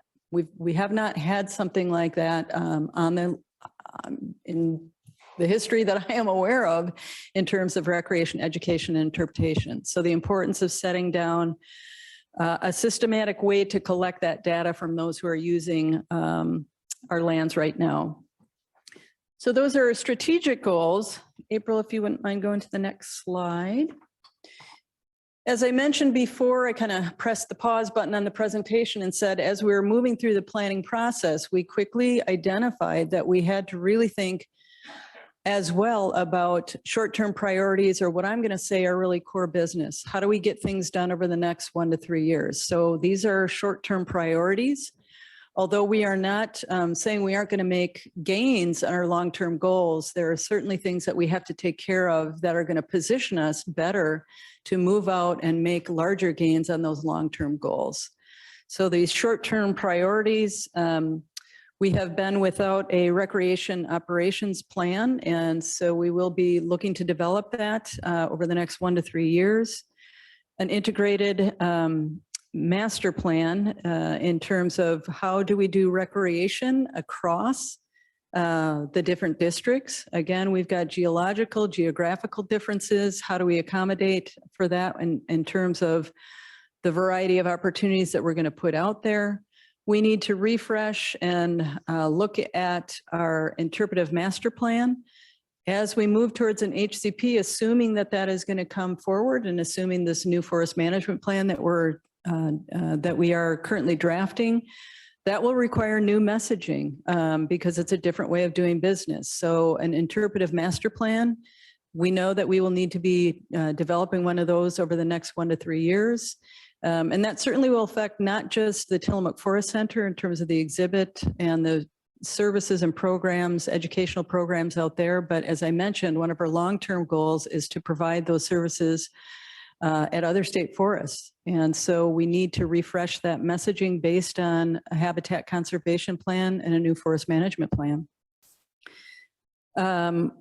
Speaking of the Tillamook Forest Center, it is a small city in and of itself. If any of you have visited that world-renowned, frankly, visitor center, but it requires quite a bit of maintenance. And so to develop, how are we going to get that maintenance done over the course of the short term and the long term? So another nod to one of the short-term priorities. I would say Kyle has started to build the community engagement plan. And again, that's relating to one of our longer term goals, but how do we leverage community partnerships, not only to garner support for the public license to manage, but really, how do we make that more of a two-way relationship? So Kyle's work in terms of the community engagement coordinator, he will be developing a community engagement plan. And one of the other pieces in terms of short-term priorities is really looking at the staffing configuration that we currently have. Again, I don't think that there's a silver bullet or an easy fix here, but that's certainly consistently on my mind in terms of, do we have enough seasonal staff to accommodate the use that's out there? What about permanent staff? Are there ways in which we could deliver our programs and systems differently? Are there ways that we can add capacity? I'll just take a moment here and say that the meeting that I was at this morning was talking about one of the policy option packages that's being moved forward by the agency, and that is to increase our interpretive education capacity. So it's actually thinking about our commitment, the agency commitment, but certainly our strategic plan. One of the goals that we identified is becoming more accommodating. And we developed a policy option package that's really centered into serving underserved communities better. So it's mobile interpretation. So it is actually dedicating positions to actually go to various communities, whether it's rural or urban, to deliver services and programs that educate people about state forests, educate people about fire and protection work, educate people about the upcoming carbon and climate plan. So again, trying to think about how do we do that, and mobile interpretation is a policy option package that is being moved forward under the State Forest Division by the agency. And then a volunteer management plan. Again, we've been piecemealing that together. That's not to say that we haven't been working with our volunteers, but there hasn't been a coordinated overarching plan. So again, under Kyle's leadership is really developing a volunteer management plan in the next 1 to 3 years. And then that last piece, which does relate, or the last priority, which relates to our last strategic goal, is we are piloting a visitor use project down in the Black Rock mountain biking area on the West Oregon District. We're working with social science researchers from the University of Washington and Oregon State University. And the focus of that is really developing the methodology that we can get solid visitor use data that's not just about visitor satisfaction, but it's also about identifying the ways in which the surrounding communities are economically benefiting from recreating on state forest lands. So we've been working with these researchers. We've got a methodology. We're testing it out on the Black Rock mountain biking area with the idea, the hope that that can be scaled up then and applied to other sites. Over on the Tillamook, down on the Sanium, that we can actually use the same methodology, and it's employing, it's actually, well, I don't need to get down in the weeds on that one. So these are our short-term priorities in terms of the next 1 to 3 years that should position us and move us along in terms of making sizable gains on those long-term, more long-term goals. So again, just, you know, happy to take questions and seeking comments, I guess I would say, but the closing remarks I will make, I would say this is a strategic plan. Certainly, it's not fully baked. That's part of the reason why we're bringing it forward to the SFAC committee. We're slowly rolling it out. We haven't shared this with, you know, with our youth community yet. I would say that this is pretty much hot off the press. We've only vetted this internally and socialized it with state forest leadership. And so SFAC, this is why we're here, is to receive some feedback on the plan as it's written. So just happy to take comments and answer questions as I'm able.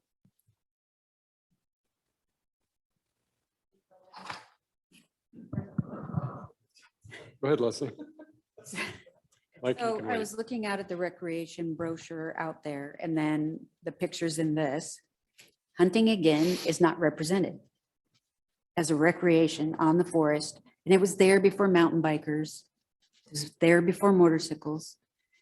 So I know we're the ugly stepchild, but seriously, you really need to put it on your literature. And I'm sorry, it probably doesn't feel good to everybody. I'm not saying a dead bloody deer, but hunting needs to be represented as a recreational use on ODF land.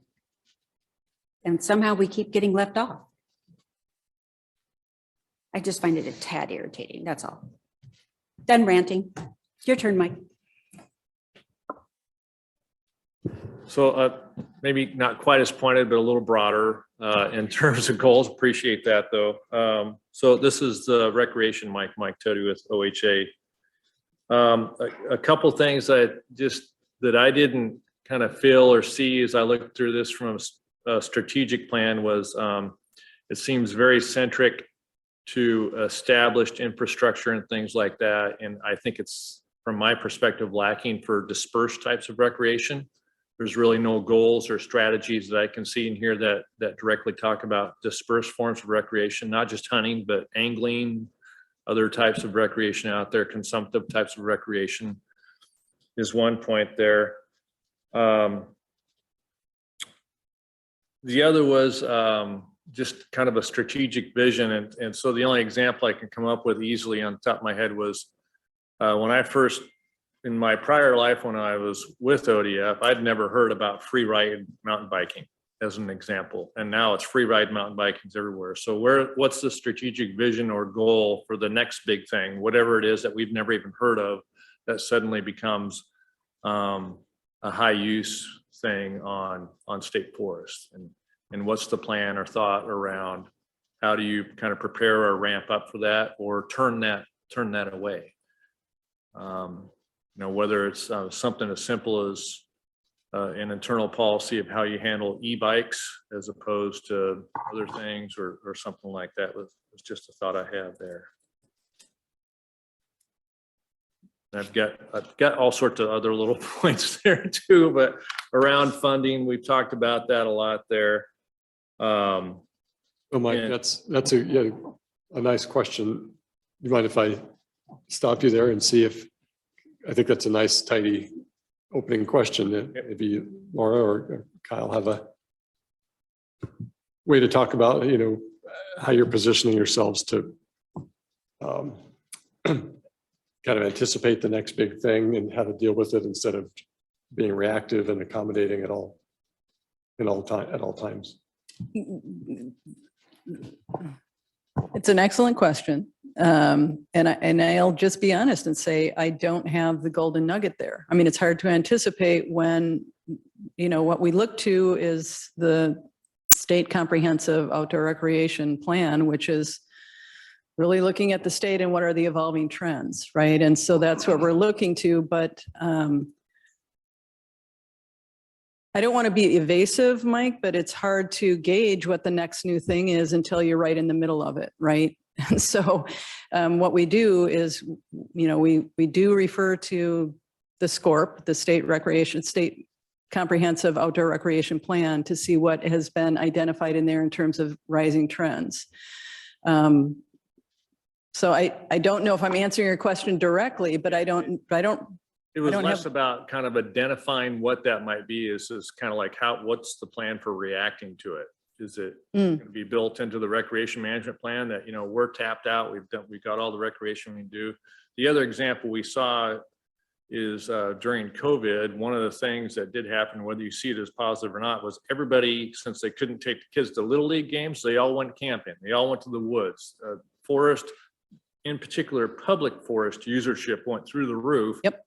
How do you anticipate that? Is there a plan or is there a thought about what are you going to do when the next one hits or something like that? And I'm just not seeing kind of that thought from a strategic standpoint in this document. Yeah, I think I'm following that now. Thanks for identifying that. And I think what you're getting at is really that would be in a recreation master plan, kind of at that level. And then we would start to be looking at limits of acceptable change and start really thinking about carrying capacity. Let's look at each particular area that we currently know that we're using heavily and establish some limits on that. What is the carrying capacity of that particular area? So developing metrics around that, but that would actually be part of the recreation master plan. Yeah. Can I add one thing, Lauren? Sure. Also, Leslie, I don't want your comment to go unaddressed as well. So most of the photos that are represented in the strategic plan and the presentation we gave were provided by a grant from the State Forest Trust of Oregon. This agency does not have a lot of good, high quality images. So I hear you as a devout hunter and angler myself. You will see that in the future, but it's not an excuse, but it is just a fact that we don't have a lot of great images, and that's something that's ongoing now. So hear you loud and clear, and we'll work on it. So if you want to take me elk hunting, I'll take some pictures of your hunt. And he will.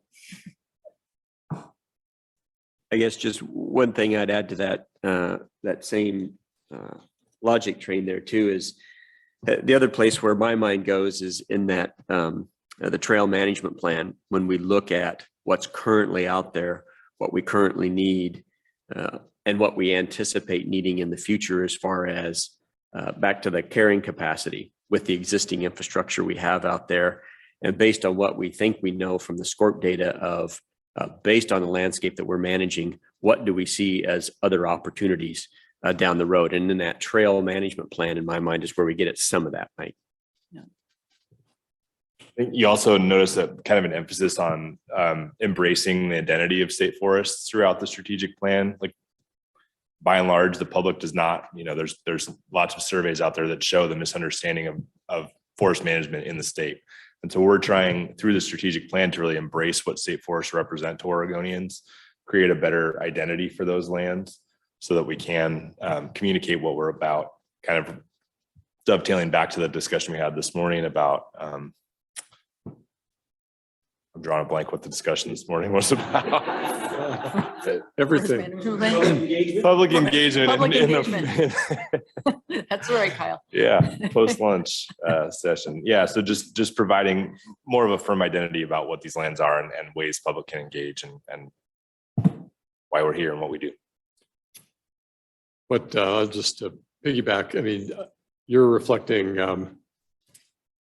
what a lot of people will notice is just a department that's building itself in all areas. This master plan is new, never existed. A comprehensive trail plan is new, doesn't exist yet. And so that master plan will have like limits of acceptable change, recreation opportunity spectrum, what are our lands good for or not good for. And all that stuff is kind of maturing at the same time. So there will appear to be voids, but they're getting there.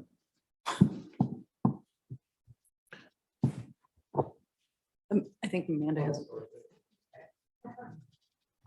Amanda with Associated Oregon Loggers. So we are, obviously a lot of us recreate, but I would say as far as who I represent, more on the education interpretation side of REI. So I have not been super engaged with the REI program since I've been on with Associated Oregon Loggers over the last year and a half.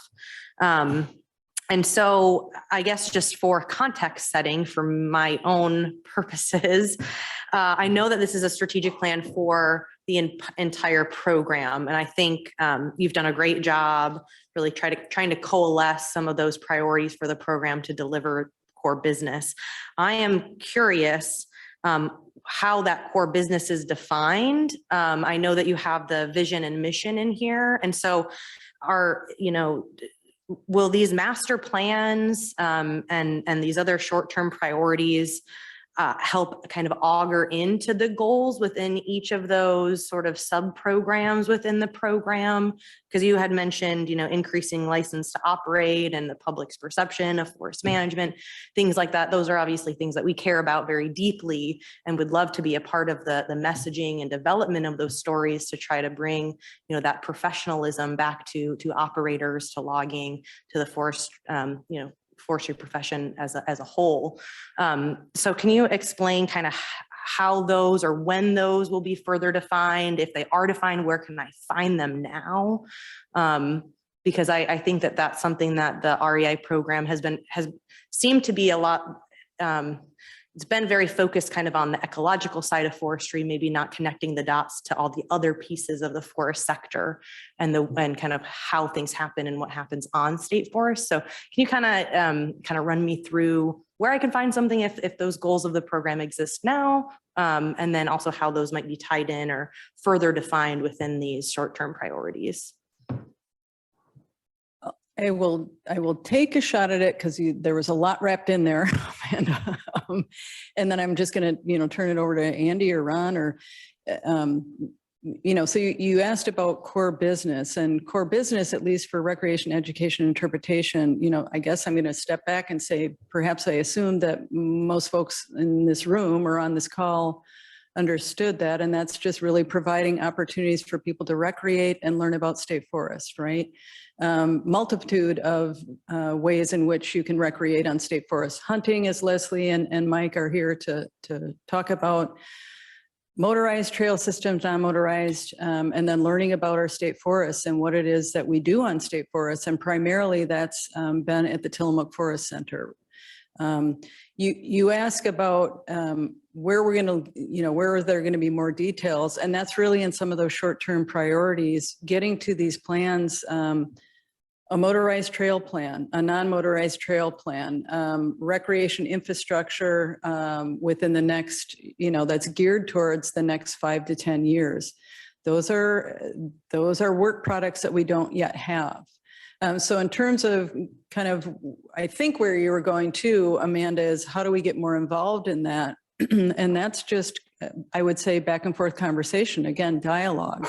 I would say as we dive into that work, certainly I would use SFAC as a sounding board, an involvement, a dialogue partner as we develop those, what I'm going to call within our program, I'm going to call them our implementation plans, right?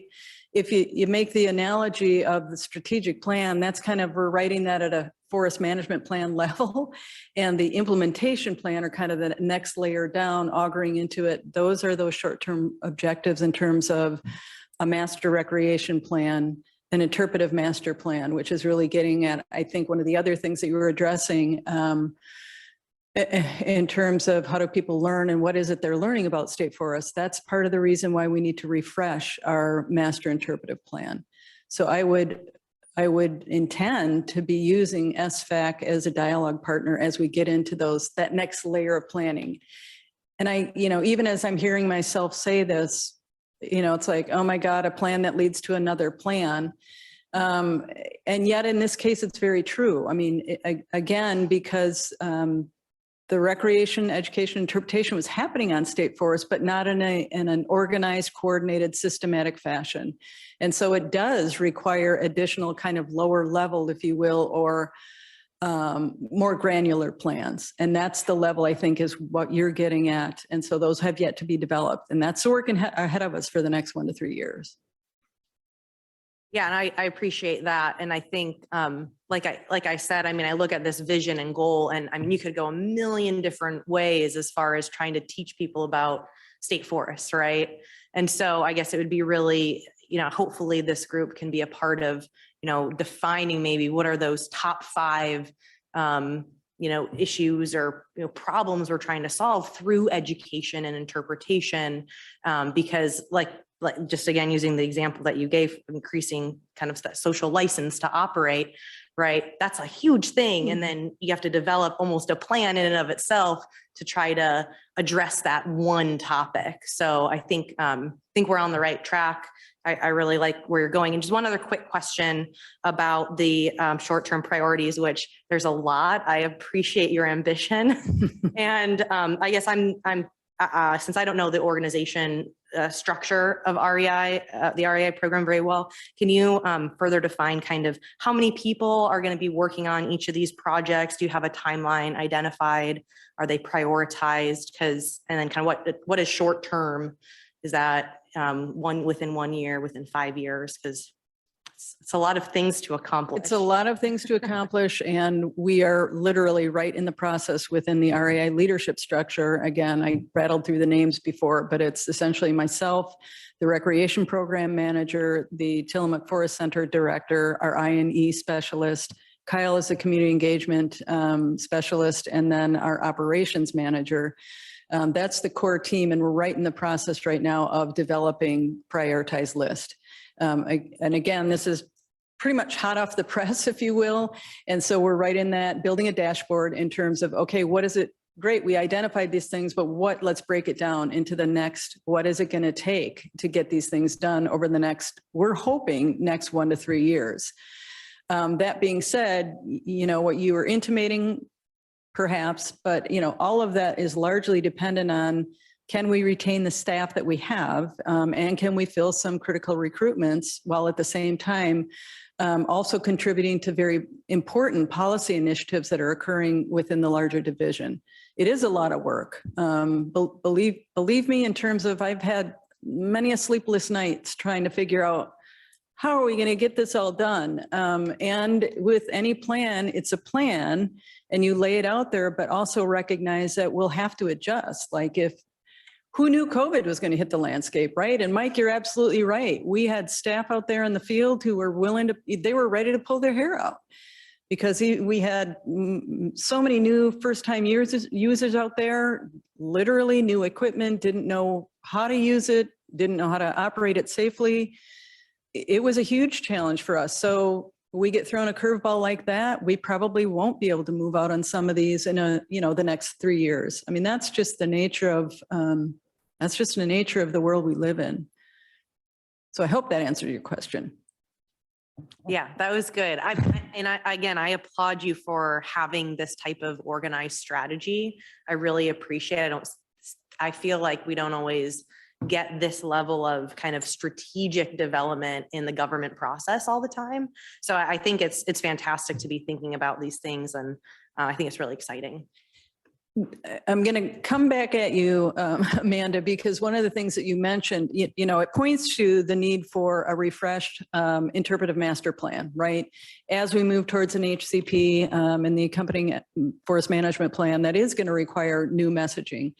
That being said, the planning process, we're not going to conduct that I mean, we're going to be participants, but we're certainly going to have a facilitated process, similar to how we accomplished this strategic plan. And so that's a point at which, you know, there's a reach out. And if you're interested, there's a reach out in terms of external participants providing input into that plan.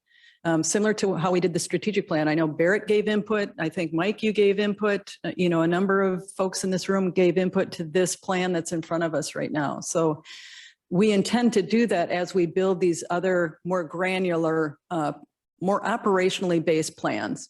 Yeah. I'd say just in addition, you know, recognizing your comment or your question around core business, right? Core business is going on while we're doing all this planning, you know, that forward looking as well. And, you know, when I think about core business for our REI program, we had similar conversation at the State Forest Leadership meeting earlier this week. Mm-hmm. And there's a reason REI is a program with the department, right? We want to be the ones telling that story about what a working forest concept actually is. And so a lot of the time and effort at the Forest Center, right? The programming is geared around that. And yeah, there's a lot of ecological emphasis in that as well. That's kind of the carrot that you actually draw people in. That's that basic level of understanding. And then they also get the messaging around what managing a working forest is all about, as well as managing the trail systems and all of the recreation infrastructure that we have out there. So that, I mean, at the bottom line, that working forest concept is the foundational principle of why we have an REI program. Just didn't want that to get lost in the conversation. Can I add what Amanda points to connects to our earlier conversation around the implementation guidelines and performance measures. It's a chicken or the egg kind of a problem. You can't, they basically, you talk about don't bring a knife to a gunfight. Well, they've brought no weapons to a gunfight. So they're in the fight without the data, without the plan. And so they're, you know, wait, before you stab, let me finish assembling my gun. I'll be right with you. You know, so they're in the fight while they're creating tools and justification. And so to start, this is, you know, it's like no more waiting. We're going to start, you know, so we have something to hang ornaments on, something to collect data around and make those arguments. Because we do need to be able to imagine a scenario where recreation writ large, if it degrades to a certain level, an adaptive management response is triggered. And if you can't imagine that happening, then there's something wrong. And right now, nobody can really imagine what would that be. You know, ask the board, what would trigger an adaptive management response around recreation? They would be as lost as could be, you know, and so we have to accumulate metrics and ways to describe qualitatively, where we can't do it quantitatively, the recreation resource in such a way that we know we will trigger a response when it's needed. And so this is a start. And so I appreciate it, that your willingness to begin while you build a program. Famous words by Andy White. We're building the airplane as we're flying it. And that could be applied. Yeah.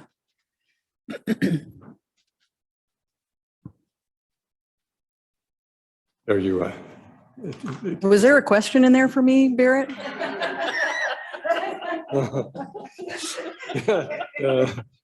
No.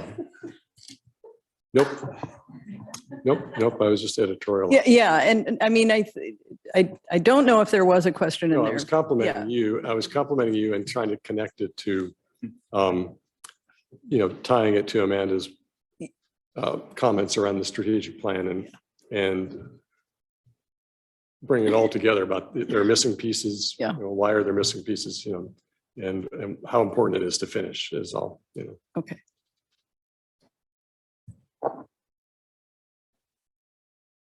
Did you have further to go on the presentation around The presentation is done, and I would just say if there are more questions or comments, if they come up, after this meeting concludes, certainly direct them to me or to April, who can direct them to me. I'm happy to, frankly, I want to stay engaged on not just this strategic planning, but again, as we get into those more granular plans, definitely. We're going to rely on you to provide input. Mm-hmm. Yeah, I think for those who've been on SBAC for a long time, the lack of those planning elements have meant that the rec staff appears just now and then to talk about something cool going on. I suspect with as much as you'll be doing that, you'll have an agenda item here ongoing. Yeah. Yeah. So. All right, and anybody online, I'm sure you all are willing by now, but be sure and raise your hand before we move off this if you like. Otherwise, stay in touch. As with all these elements, stay in touch via email. Denise. Yeah, I don't really have a question for you, Laura. More just, I'm going to echo what Barrett has said, is that the ad hoc nature of recreation, education, interpretation in the past, I think was the best the department could do at the time, and seeing you pull it all together into a more coordinated whole, it's really gratifying to see, and I think I want to compliment you on the work and also say, I think it's going to be very useful for the department, but also very useful for the state, for the citizens of the state and the public. And so I just wanted to kind of add my comments to Barrett in that nature. So thank you. Thanks, Denise.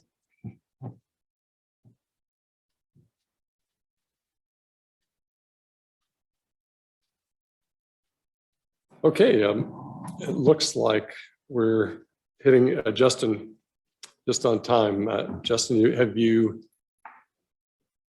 Oh, Colleen's the Justin today? No, we're here. We're IP revisions. Oh, I've skipped. Yeah, okay. We're late. We're late. We're right on time. Thanks for what a ballet of leadership you're witnessing here. Go ahead, Colleen. Great. Well, thanks everyone. I know it's kind of confusing because I'm going to be talking about yet another plan that we're working on, which, when you yeah, I am sorry. I was just not looking at it. Just listening to it stacked on top of each other, it is kind of amazing how much work is getting done. Because it's pretty much every aspect of the business right now is being touched in some form, and it's well needed. But that does come with some challenges, which I'm going to talk about a little bit today. So my name is Colleen Kaiser, State Forest Planning Manager, and I wanted to give you a little bit more of an update on our IP or implementation plan revision process that we're going through. So as you know, the department's experiencing a lot of opportunities job-wise, and folks are looking to promote in the agency. And so one of the first major updates is our project manager, Jennifer Erdman, who spoke with you back in April, has promoted. So you'll be seeing a lot of Jody and Derek and I over the next couple of months as we kind of work through this process, because there's just not a lot of people in the pool to pull in. So, just wanted to give, if you can go to the next one, April, just kind of a reminder of why we're doing this IP revision project. So Back in October 2020, the Board of Forestry gave direction to the State Forest Division to continue the development of the draft habitat conservation plan and a new forest management plan for Western Oregon State Forests. While the HCP is going through the NEPA process, the division is focused resources on the development of the new forest management plan and then the supporting implementation plans that we talked about a little bit this morning. And how we're approaching it is that they're going to be going through kind of a staggered development process, because as you guys have learned, each planning level feeds into the next. So we get the HCP that helps us write the forest management plan, which then feeds into our implementation plans and so on. So we can't really work on them all at once. As you can see in the slide, the HCP, or the habitat conservation process, is expected. Oh, sorry, I didn't see that. That's all right. I'm going to wait until, since I'm going to specifically talk about the slide, I'll wait. All right, you're good. Okay, so as you can see on the slide, the draft HCP process is expected to be completed by June 2023. So that is, essentially this time next year. And we're really focusing on the assumption that that work will be completed. At the same time, the new implementation plans that we're going to be working on would be completed early 2025. So that kind of spans a 2-year period there between when the HCP is planned to be completed to when our implementation plans are and forest management plan and implementation plans are planned to be completed. So why is this important? Go ahead and go to the next one. Thank you. The current implementation plans for many of the districts will be expiring in June of 2023. So again, this time next year. So which really lines up with when the HCP process will be completed. This creates that transition period that I was talking about, where we have the HCP project finished and then the new implementation plans in 2025. Just to give a little bit more context, this is the time frame that covers our FY24 and FY25 annual operations plans. So we're getting ready to approve the FY23, was kind of what we talked about this morning. And then this time next year, we'll be completing the public comment process and approving the FY24 AOP. So you can see where that all of a sudden we're starting to get that, we're really bumping up to where we're really transitioning between policies with the HCP finishing up. So in order to cover the transition period, the current implementation plans need to be revised and extended at least until June of 30th of 2025 to provide the coverage as the new forest management plan and implementation plans continue to be developed. Go ahead and go to the next one. Okay, so I'm going to talk about the details a little bit more. So the current implementation plans, the revisions to these will address kind of this following list. So they'll address the current FMP strategies, because that will be the current forest management plan that we're working under. It will also have the requirements of the draft HCP in it. So that's the assumption that we're making and moving forward on that, so we can set up our sales through this next year to meet those requirements as well. We'll also be including new data on the forest resources for each district. We'll do updates to the forest land management classification system. And then we're going to be looking at potential adjustments to the harvest levels based on modeling outcomes. And then last but not least, potential landscape design adjustments as needed. While we're looking at these adjustments, we don't suspect that will be a complete redesign, but instead just be smaller in scale, kind of more resource focused, and done in collaboration with ODF and ODF and W to really cover kind of this time frame for what we are needed to kind of to bridge the gap between the two plans. So where are we? Okay, I'm gonna stop there and see if there's any questions on that. That was a lot. So that's kind of the update of kind of what we're approaching or what we're currently working on. Before I get into the timelines, I just wanted to see if there's any questions on that information. ahead, Mike. I just refresh my memory, the forest land management classification system, that's done in administrative rule, is that? It is a OAR that we are required to have those, and we do it through, we go through a public comment process to update those maps with the strategies that we're implementing on the forest. So it's a spatial map that shows where all of the strategies that we're using. And you'd anticipate doing that then? I was just thinking that's a fairly rigorous process to, anytime you got to go through rulemaking at least. So that would be done. A rule revision. Okay, thank you, Ron. Thank you. I didn't catch that. So you would do that after the determination with an HCP and that. Right. So we'll have it ready. Okay. Once that decision is made, we'll have that ready to implement. Thank you. Okay. Other questions on the requirements? Or Ron, did you have something? Okay. Go ahead. Amanda with Associated Oregon Loggers. So related to the timeline, so on the previous slide, it said that the new IPs, it said early 2025. I'm assuming that's implementation of the new IPs. So when will it be that the IPs are unable to be changed, or basically are so far along the line, down the line, recognizing kind of the timeline for the HCP and the FMP? Can you explain that? Yeah, copy that. So the, oh, sorry, got my microphone on. So can you go to the next slide real quick? The FY, okay, so no, it's okay. That's okay. So, so our FY24 and FY25 plans are kind of really the big transition timeframe on, best case scenario. So we know we at least need coverage for those 2 AOP years. And that goes from June 2023 through June 2025.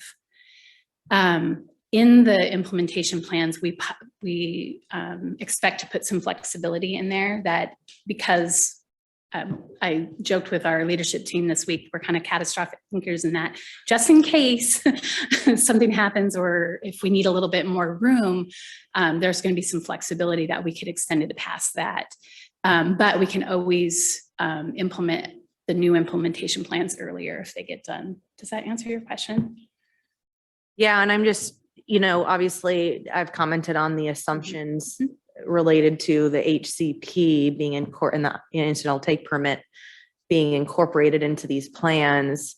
We are anticipating, as the previous slide had showed, June 2023 for draft HCP process to be completed. Now that's if and only if there are no delays in that process, right? And I know there's been some comments and concerns from the board related to the socioeconomic analysis. So if that were to be extended, and if there were to be a change and the proposed alternative from the department was not chosen and something else was chosen, will there be enough flexibility in the IPs to recognize that change in decision?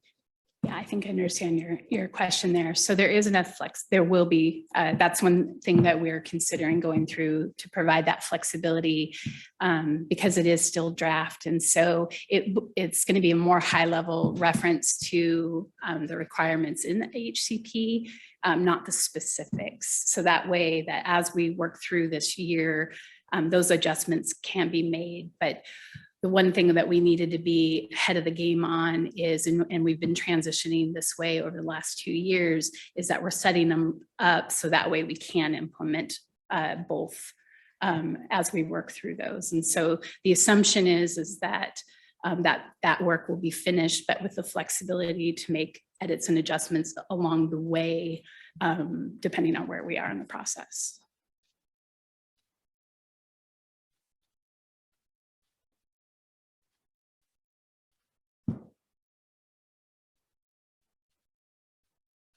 I get at what you were asking. Okay, cool. Okay, anything else?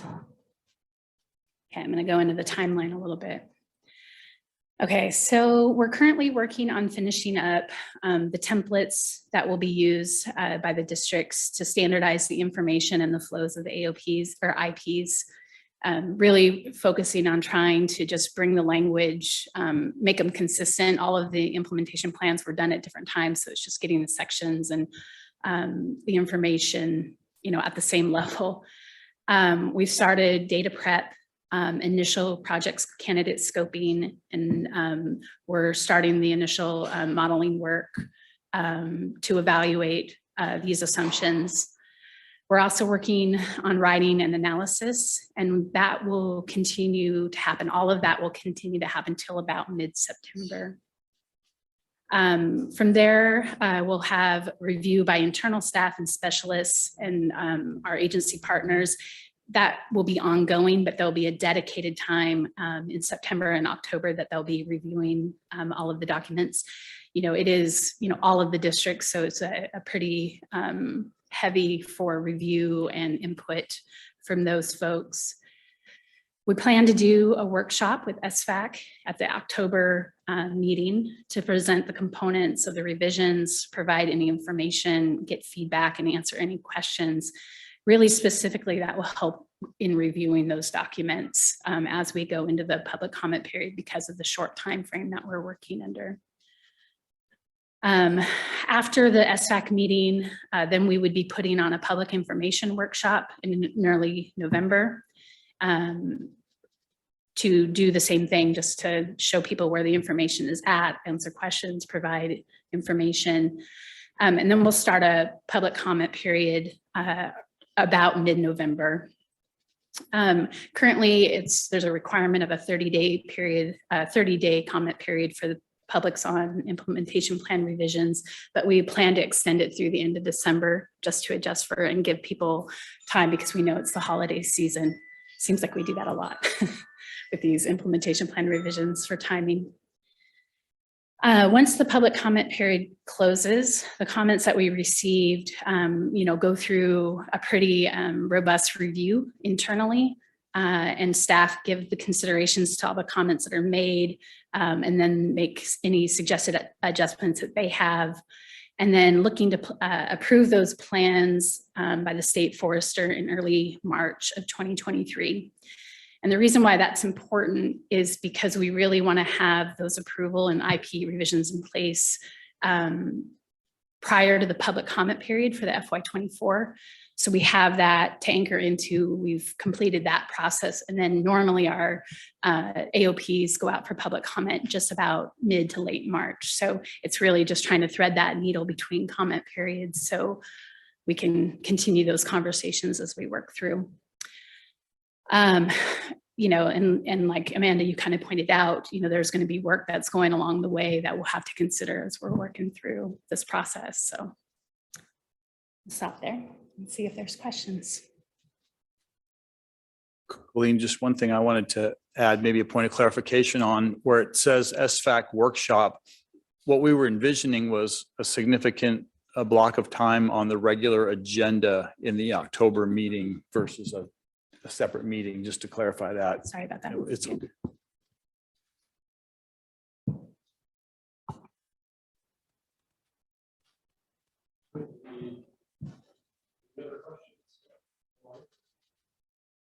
Any other questions for Colleen online or otherwise? Well, great. Okay. Thank you. Oh, yes. Yeah, go for it. Go ahead, Amanda. This is Amanda. Just really quick. So to follow up, Ron, on the comment you just made, so that late October SFAC meeting, that'll be in concert with the field trip? Yeah, so it'd be a 2-day meeting. We'll talk about at the end of the meeting today, but 2 days. One day will be a regular standard business type meeting all day. And when we would carve out a good block of time during that agenda to go into detail on those implementation plans. Okay. Separate from the field day. Okay.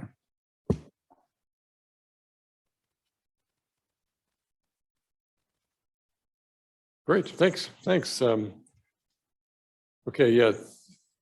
Say it with me, Ron. Is this where Justin, the real Justin, comes up? Yep. Okay. There's the real Justin.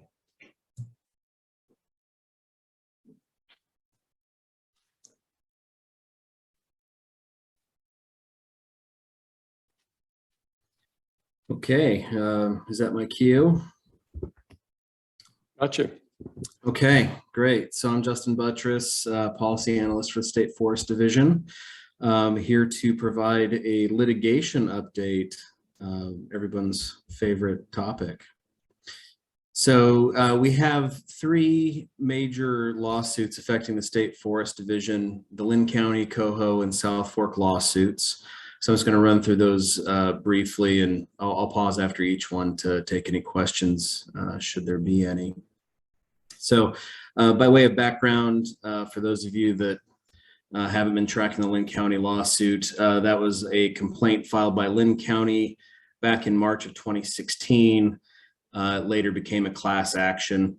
It was alleging the department was in breach of a statutory contract that was established by ORS 53050 that was entered into when the county's transferred land to the state under the Forest Acquisition Act. So that, as I mentioned, was a class action, involves all but Clatsop County and 11 local taxing districts. So 14 counties and around 140 local taxing districts were in. The plaintiffs contended that the term greatest permanent value that's established in statute and further defined in rule that requires the state to maximize revenue, and the state was in breach of contract when we further defined that GPV definition in rule, and subsequently adopted forest management plans that recognized and promoted other forest values other than timber revenue.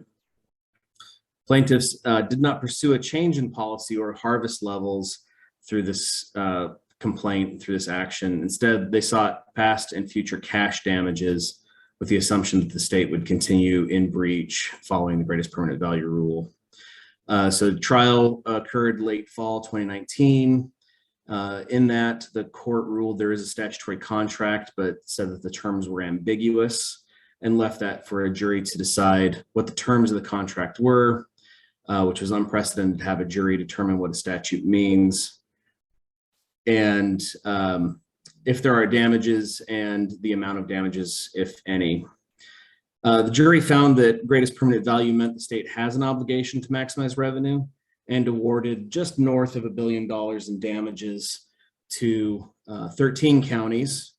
Klamath County was not awarded any damages because their forest management plan was in place prior to greatest permanent value rule, so there couldn't have been a breach there.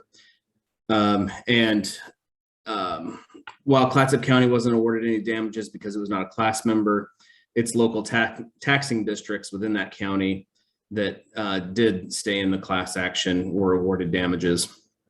And that included both past and future damages. So as a result of that, that meant that the plaintiffs were entitled to $1 billion in damages per that ruling. But that also meant that the state was not obligated to maximize revenue anymore.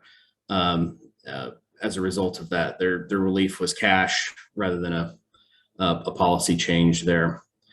The state, of course, didn't agree with the circuit court's findings and appealed to the Court of Appeals, asking the appellate court to evaluate 28 separate issues that we felt were erroneous. The plaintiffs added one more to that request for the Court of Appeals to review, making for a total of 29 different issues that were under consideration by the Court of Appeals. The Court of Appeals decided to focus on the core issue of whether there is a statutory contract, and if so, what are the terms. They heard oral argument to that effect back in February of this year and issued its opinion in April of this year. The court reversed the circuit court's ruling on the motion for dismissal that the state had filed early on, saying that the Forest Acquisition Act did not create a contractual obligation on the part of the state to manage the forest lands so as to maximize revenue. So basically, the court agreed with the state's position on that there's no obligation under the Forest Acquisition Act to maximize revenue and doesn't create a contract there. The court in its ruling, though, did assume for argument's sake that there was some sort of contractual relationship between the state and counties, but it concluded that the term greatest permanent value was not a management standard part of that contract, the assumed contract that they were going through as an intellectual exercise. That means no breach of contract claim can be brought based on allegations that the state failed to follow the greatest permanent value mandate. And it means that the legislature is free to modify the standard in the future if it chooses to. The court also suggested that GPV is a delegative term, meaning that the legislature is leaving it to the board to decide exactly what greatest permanent value means. And they also noted that they're not deciding on any of the other issues that were raised. So they're just, very neutral on all of that. No ruling for or against either party. And while it was completely unnecessary to the decision, they also noted in a footnote that the issue of what greatest permanent value means should never have gone to the jury. So, going back to the jury in an unprecedented manner, deciding what a statute means, the appellate court did raise that and said that, that never should have happened. So the plaintiffs have requested an extension. They have until July 6th of this year to file their petition for review to the Supreme Court. And so, yeah, that's the update there. Happy to take any questions if there are any. Okay. Don't see any, Justin. Okay, perfect. I got a separate request here to explain what my shirt means. So if you're familiar with the, I'm gonna have to turn off the virtual background maybe, but the movie Mean Girls, we're having a little crossover here with Monty Python and the Holy Grail. So it says, get in loser, we're going on a quest. Where in Mean Girls, they say, get in loser, we're going shopping. So not that any of you really needed to know that, but now you do, and you're better for it, I'm sure. So the next case that I wanted to provide an update to you all for is our Coho litigation. So this complaint was filed back in June of 2018, alleging that timber harvest, road construction, use, and maintenance are causing take of threatened Oregon coast coho salmon on the Clatsop and Tillamook State Forests in violation of the Federal Endangered Species Act. It's filed by the Center for Biological Diversity, Native Fish Society, Cascadia Wildlands, and then two other plaintiffs that have since dropped off of the case. The Oregon Forest and Industries Council and Tillamook County are interveners in this case. The plaintiffs are seeking a commitment to stop logging in landslide-prone areas, new road construction, and an increase in riparian buffers, or that the state obtains an HCP if it's going to continue to do those things. The division continues to pursue an HCP and is moving toward a board decision next year in the spring on whether to implement the HCP strategies. We had a pretty significant pause in this case due to the COVID-19 pandemic, workloads associated with developing the HCP, and an extreme 2020 fire season. So about a year and a half, we were kind of held the case in abeyance, in a stay. So as of July 2021, we picked that back up. We were hoping to continue in a stay until a decision was made on the HCP, but the plaintiffs wanted to get back at it, and the court agreed with that. So with that, we've got a schedule to complete the litigation, expecting a trial likely spring of next year. So similar timing to when the decision will be made on the HCP, but which comes first is up in the air. The plaintiffs are seeking to show, using past and current sales, how timber sales on state forest lands result in take. If successful, it's likely to result in an injunctive relief for timber sales that have certain characteristics, so certain slopes, certain roads, and that sort of thing. And so that would halt logging in many areas in the Clatsop and Tillamook State Forest potentially. So that's the update on that one as well. So I'll pause there, see if there's any questions. That's just riveting stuff. Okay, I'll keep going. We've got one more that I want to provide an update on here today, and that is the South Fork walkaway. So last April, an inmate that was working, or excuse me, an adult in custody that was working on a work crew that's supervised by the Department of Forestry near the Gales Creek campground in the Tillamook State Forest, walked away. He is accused of assaulting 2 women at the campground, stealing their vehicle. And so with that, he's been charged with 2 counts of first-degree attempted murder, 2 counts of first-degree assault, 6 counts of first-degree robbery, and 1 count of first-degree escape. So since this particular AIC was under the supervision of the Department of Forestry, the 2 individuals that were assaulted at the campground filed a civil suit against the Department of Corrections, the Department of Forestry, and the Board of Forestry, and the Director of Corrections and the Director of Forestry at the time, alleging that there was a deprivation of civil rights, negligence, and a loss of consortium as a result of those attacks. So since there was the civil rights complaint, that elevates the case to federal court rather than having it in state court, and that bypasses also the tort claims limitation in state law.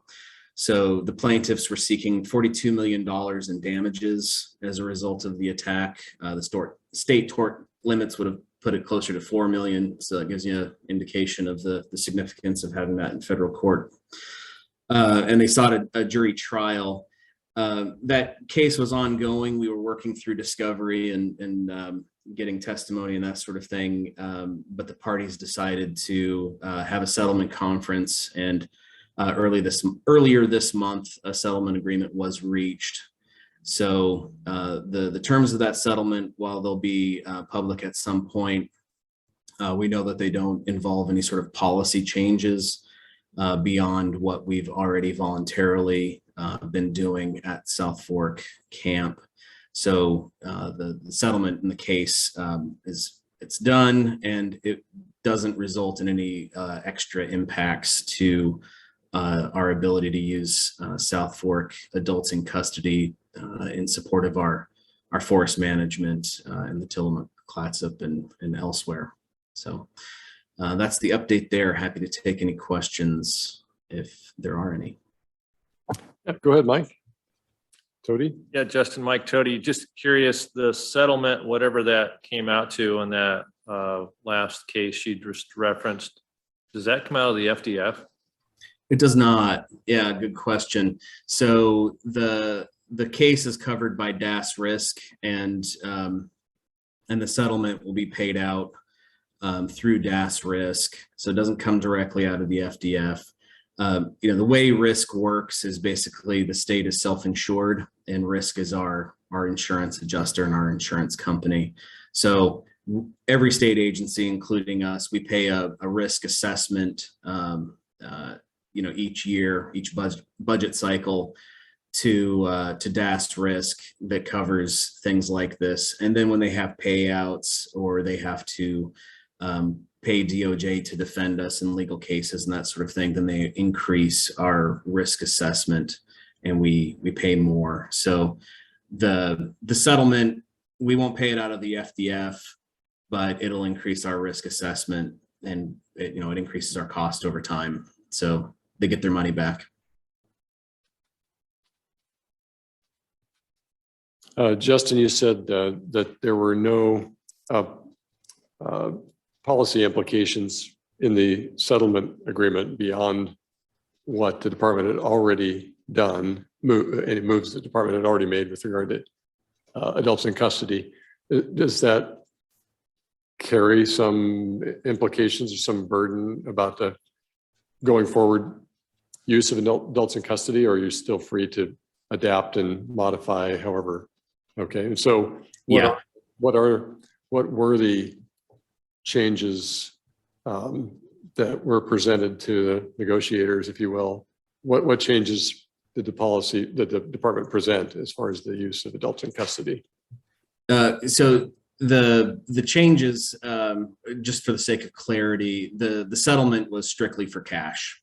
So okay. So there's no agreement or any, and I'm gonna ask Andy to correct me on any of this. He was a little bit closer to the settlement negotiation than I was.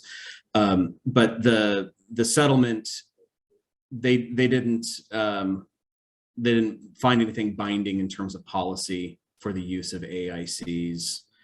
With that, we had, following the incident where the inmate walked away and it resulted in this assault, we did our own review internally and evaluated our policies, our procedures, and our operations there at the camp, and made some adjustments, and those were already in place. And then when we went into the settlement, those things didn't become binding, but rather just cash damages as in terms of the settlement. And I'll just look to Andy to make sure I haven't misspoken with any of that. No, that's correct, Justin. And so Justin's right. There were multiple reviews, both just specific to ODF, joint with ODF and DOC, and then DOC had its own internal investigation that looked at everything from the screening process they utilize that allows somebody to be able to apply and be screened as a candidate for minimum security, I guess, program like South Fork. And through just like real quick, I mean, some of the things that the improvements we made on our side of the fence just had to do with some of the signage that we had that we now have in place when we're working in areas that the public might be, and down to the stamping and visibility on the clothing and the vehicles. So if somebody is in the area, it is very apparent that they're in an area where there are adults in custody. The amount of AICs that we will take into a rec facility, it used to be 10, we'll go in there with 5 when we're in areas where there's high public use. So our designated recreation areas, campgrounds, trailheads, things like that, we're just taking 5 AICs in there at a time.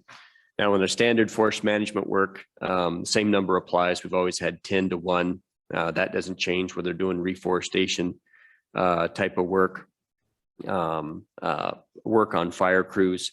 We're still working on that 10 to 1 ratio. So those were some of the changes, and then just the accountability and the timing at which we're doing head counts and documenting that information. And so there was other policy changes around training that occurred as a part of that effort as well, but that was separate from the civil suit.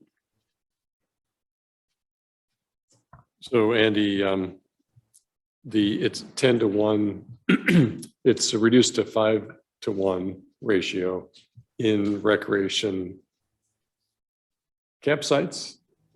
So recreation infrastructure, okay, right? So that would trails. Correct. Yep. Areas where we are likely to come into contact with the public. Okay. And there's an exception process in there that the respective area director would have to approve. And so, as you know, we've got trail systems out there. We've got bridges back in there on some of those trail systems that are quite a ways back in there.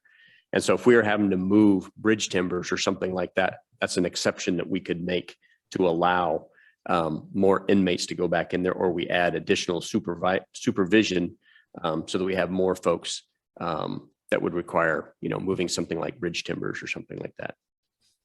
And so previously you could have recreation staff that had qualified as a lead man or some rudimentary supervisory capability where they could go and supervise or check out a small team and take them out into the woods. We will not be doing that. At least at this time, we're not doing that any longer. the amount of training required to be able to manage an inmate crew or an AIC crew has gone up significantly. And we still provide that host agency training for any staff that are working around AICs. Just the reality is if you're working around AIC, there's certain things you need to know about how you may or may not be leveraged in certain situations. And so we're still providing that to our staff that are working with our crew coordinators.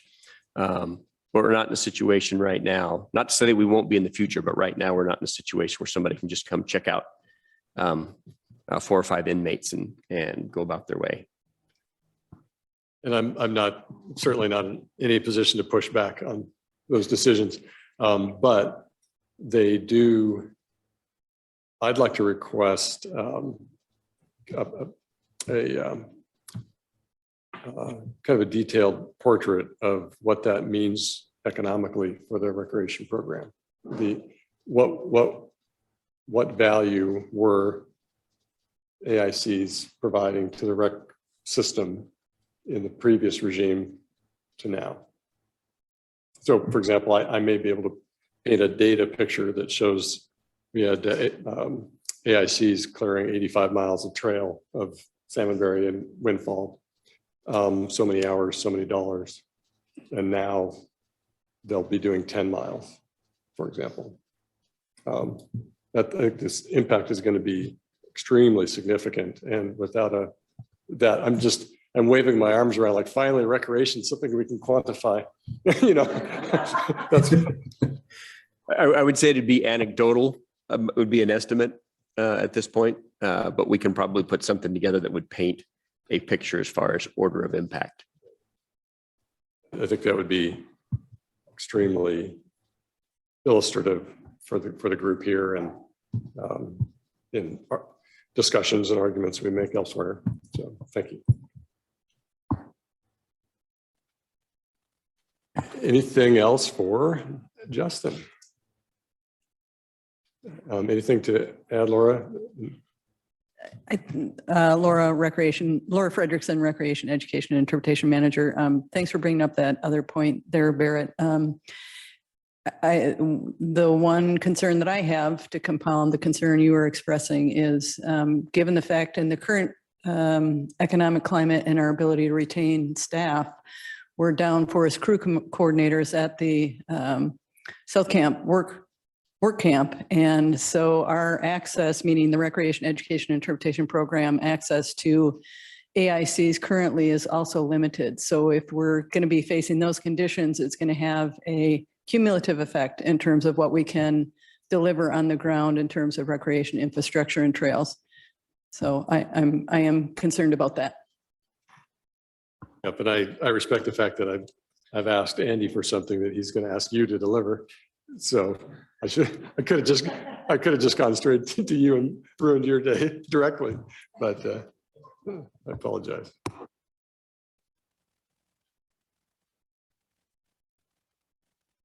Okay, thanks. Appreciate it, Justin. And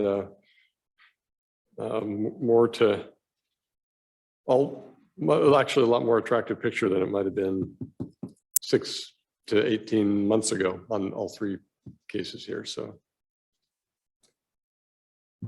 our future meeting discussion, Ron, you want to? Sure. So Ron Zilli, everyone, we deferred our standard summer tour. We were hoping to get out on the Santiam in June, and for operational considerations, the timing wasn't right. So we were hoping to, shift the tour to October and still try and get out on the Santiam and see some of the post-fire recovery work that's been done, some of the restoration work that's been done. And that would be an October 27th date. So currently we have a placeholder for Friday for our standard meeting, October 28th. So we would be looking to, get the calendar confirmation for the 27th and 28th for a 2-day meeting. So that's something we should get some visibility of here, today, and try and get commitment from the committee that that's something we can, support, and then further, build out that tour plan and agenda And then we've got, the two main items for Friday, which are the big block of time, I'd say at least 2 hours for the implementation plan update and review. And we typically go over our previous year's accomplishment reports on the annual operations plan. So that'd be the fiscal 22. Look back on what we actually got done compared to what we said we were going to do in our plans. And then we'd have space to further, put items on the agenda as appropriate based on other work we would need advice on. But that's where we sit right now for framing that thing up, big picture. So we'd be looking to get that commitment firstly that we would have a 2-day meeting, and it would be the tour on Thursday and then Friday with the.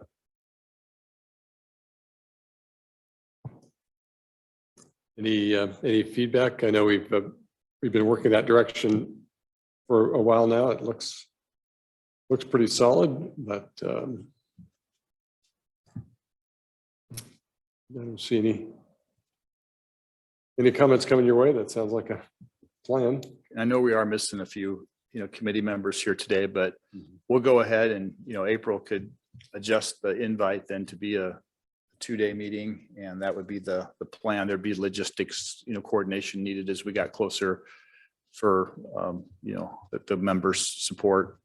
But that would be the plan. And I think for clarity, what we discussed previously was have the tour the first day, which I believe would be the 27th. And then the meeting on the second day which would probably allow us to kind of kick off this second day of the meeting with maybe a little bit of a recap and some discussion around the tour, and then go right into the meeting topics that Ron just discussed. And so anyway, if folks have topics that have come up, let us know. If they come up after the fact, please get those to Ron, April, and I, and then we can at least, when we have our next planning meeting to prep for the October meeting, we can include those topics as we build the agendas.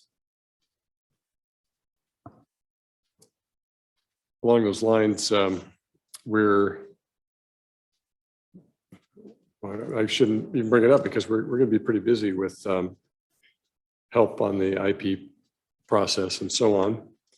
But I'll just put a pin in kind of a reminder. What we had as a routine was to have SFAC members individually steal some time during a working lunch to provide a presentation of their world to the group. So, Leslie would get up in front of us with, a story about her family background growing up hunting and her day-to-day, experiences. And, we could take a 2% of Amanda's workday and probably fill a meeting to just to kind of round out the background, the knowledge background for all of us here. It was a really useful thing we used to do. I don't know how soon we'll get back to that, but please help me keep that notion alive going forward when we have some agenda time. Yeah, and I just say we can make that happen as soon as we have a volunteer. Well, yeah, I mean, we will be very busy. I don't know, but that's great.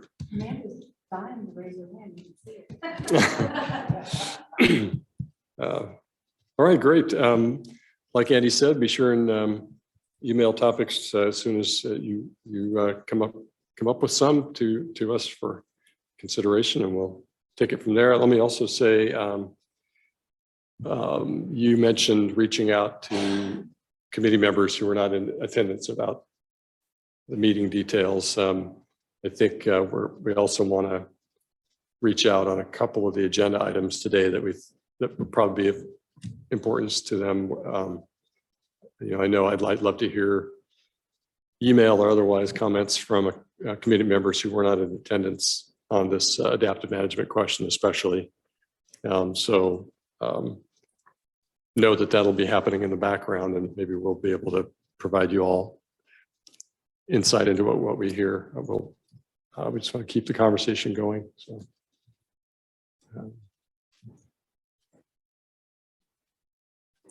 Thank you, April. Go ahead, Carrie. Yeah, thank you, Carrie Cap, Central Oregon District Fuels and Fire Planner. Real quickly, I just wanted to revisit and rehone the suggestion I had made to the group when we were talking about the solicitation of public input. I was thinking less about, so just recognizing that the public as a group is not a monolithic population of folks, right? There's a whole spectrum of interests and values. So when I was envisioning with deploying or using more visual and audio formats, and then potentially the survey specifically, would be less around trying to kind of count or tally votes, but really trying to help folks who are in the public who are not accustomed to submitting comments through a government organization or an agency process, that aren't typically affiliated with any of our stakeholder groups across the spectrum of values and interests, really helping kind of build, whether it's a survey or some other tool that helps us guide them towards the areas of value or interest that they would be interested specifically in providing input, so that there's a less of a sense of this overwhelming, okay, we've got this huge plan. Do you have any feedback or any questions? It's kind of it's a way to chunk out and help guide them towards a specific part of either the habitat conservation plan or really any of the work we do as an agency, as ODF. So it's really intended more to help get folks to the parts that are meaningful to them and that they may have some specific experience or interest in contributing to that portion of the discussion. Good point. Thank you. And I think you're not alone. I think that's a recurring theme and well taken by everybody here, I think. All right. I think with that, we can adjourn if there's nothing else for the good of the order. Thanks for everybody's time and attention today. Great job.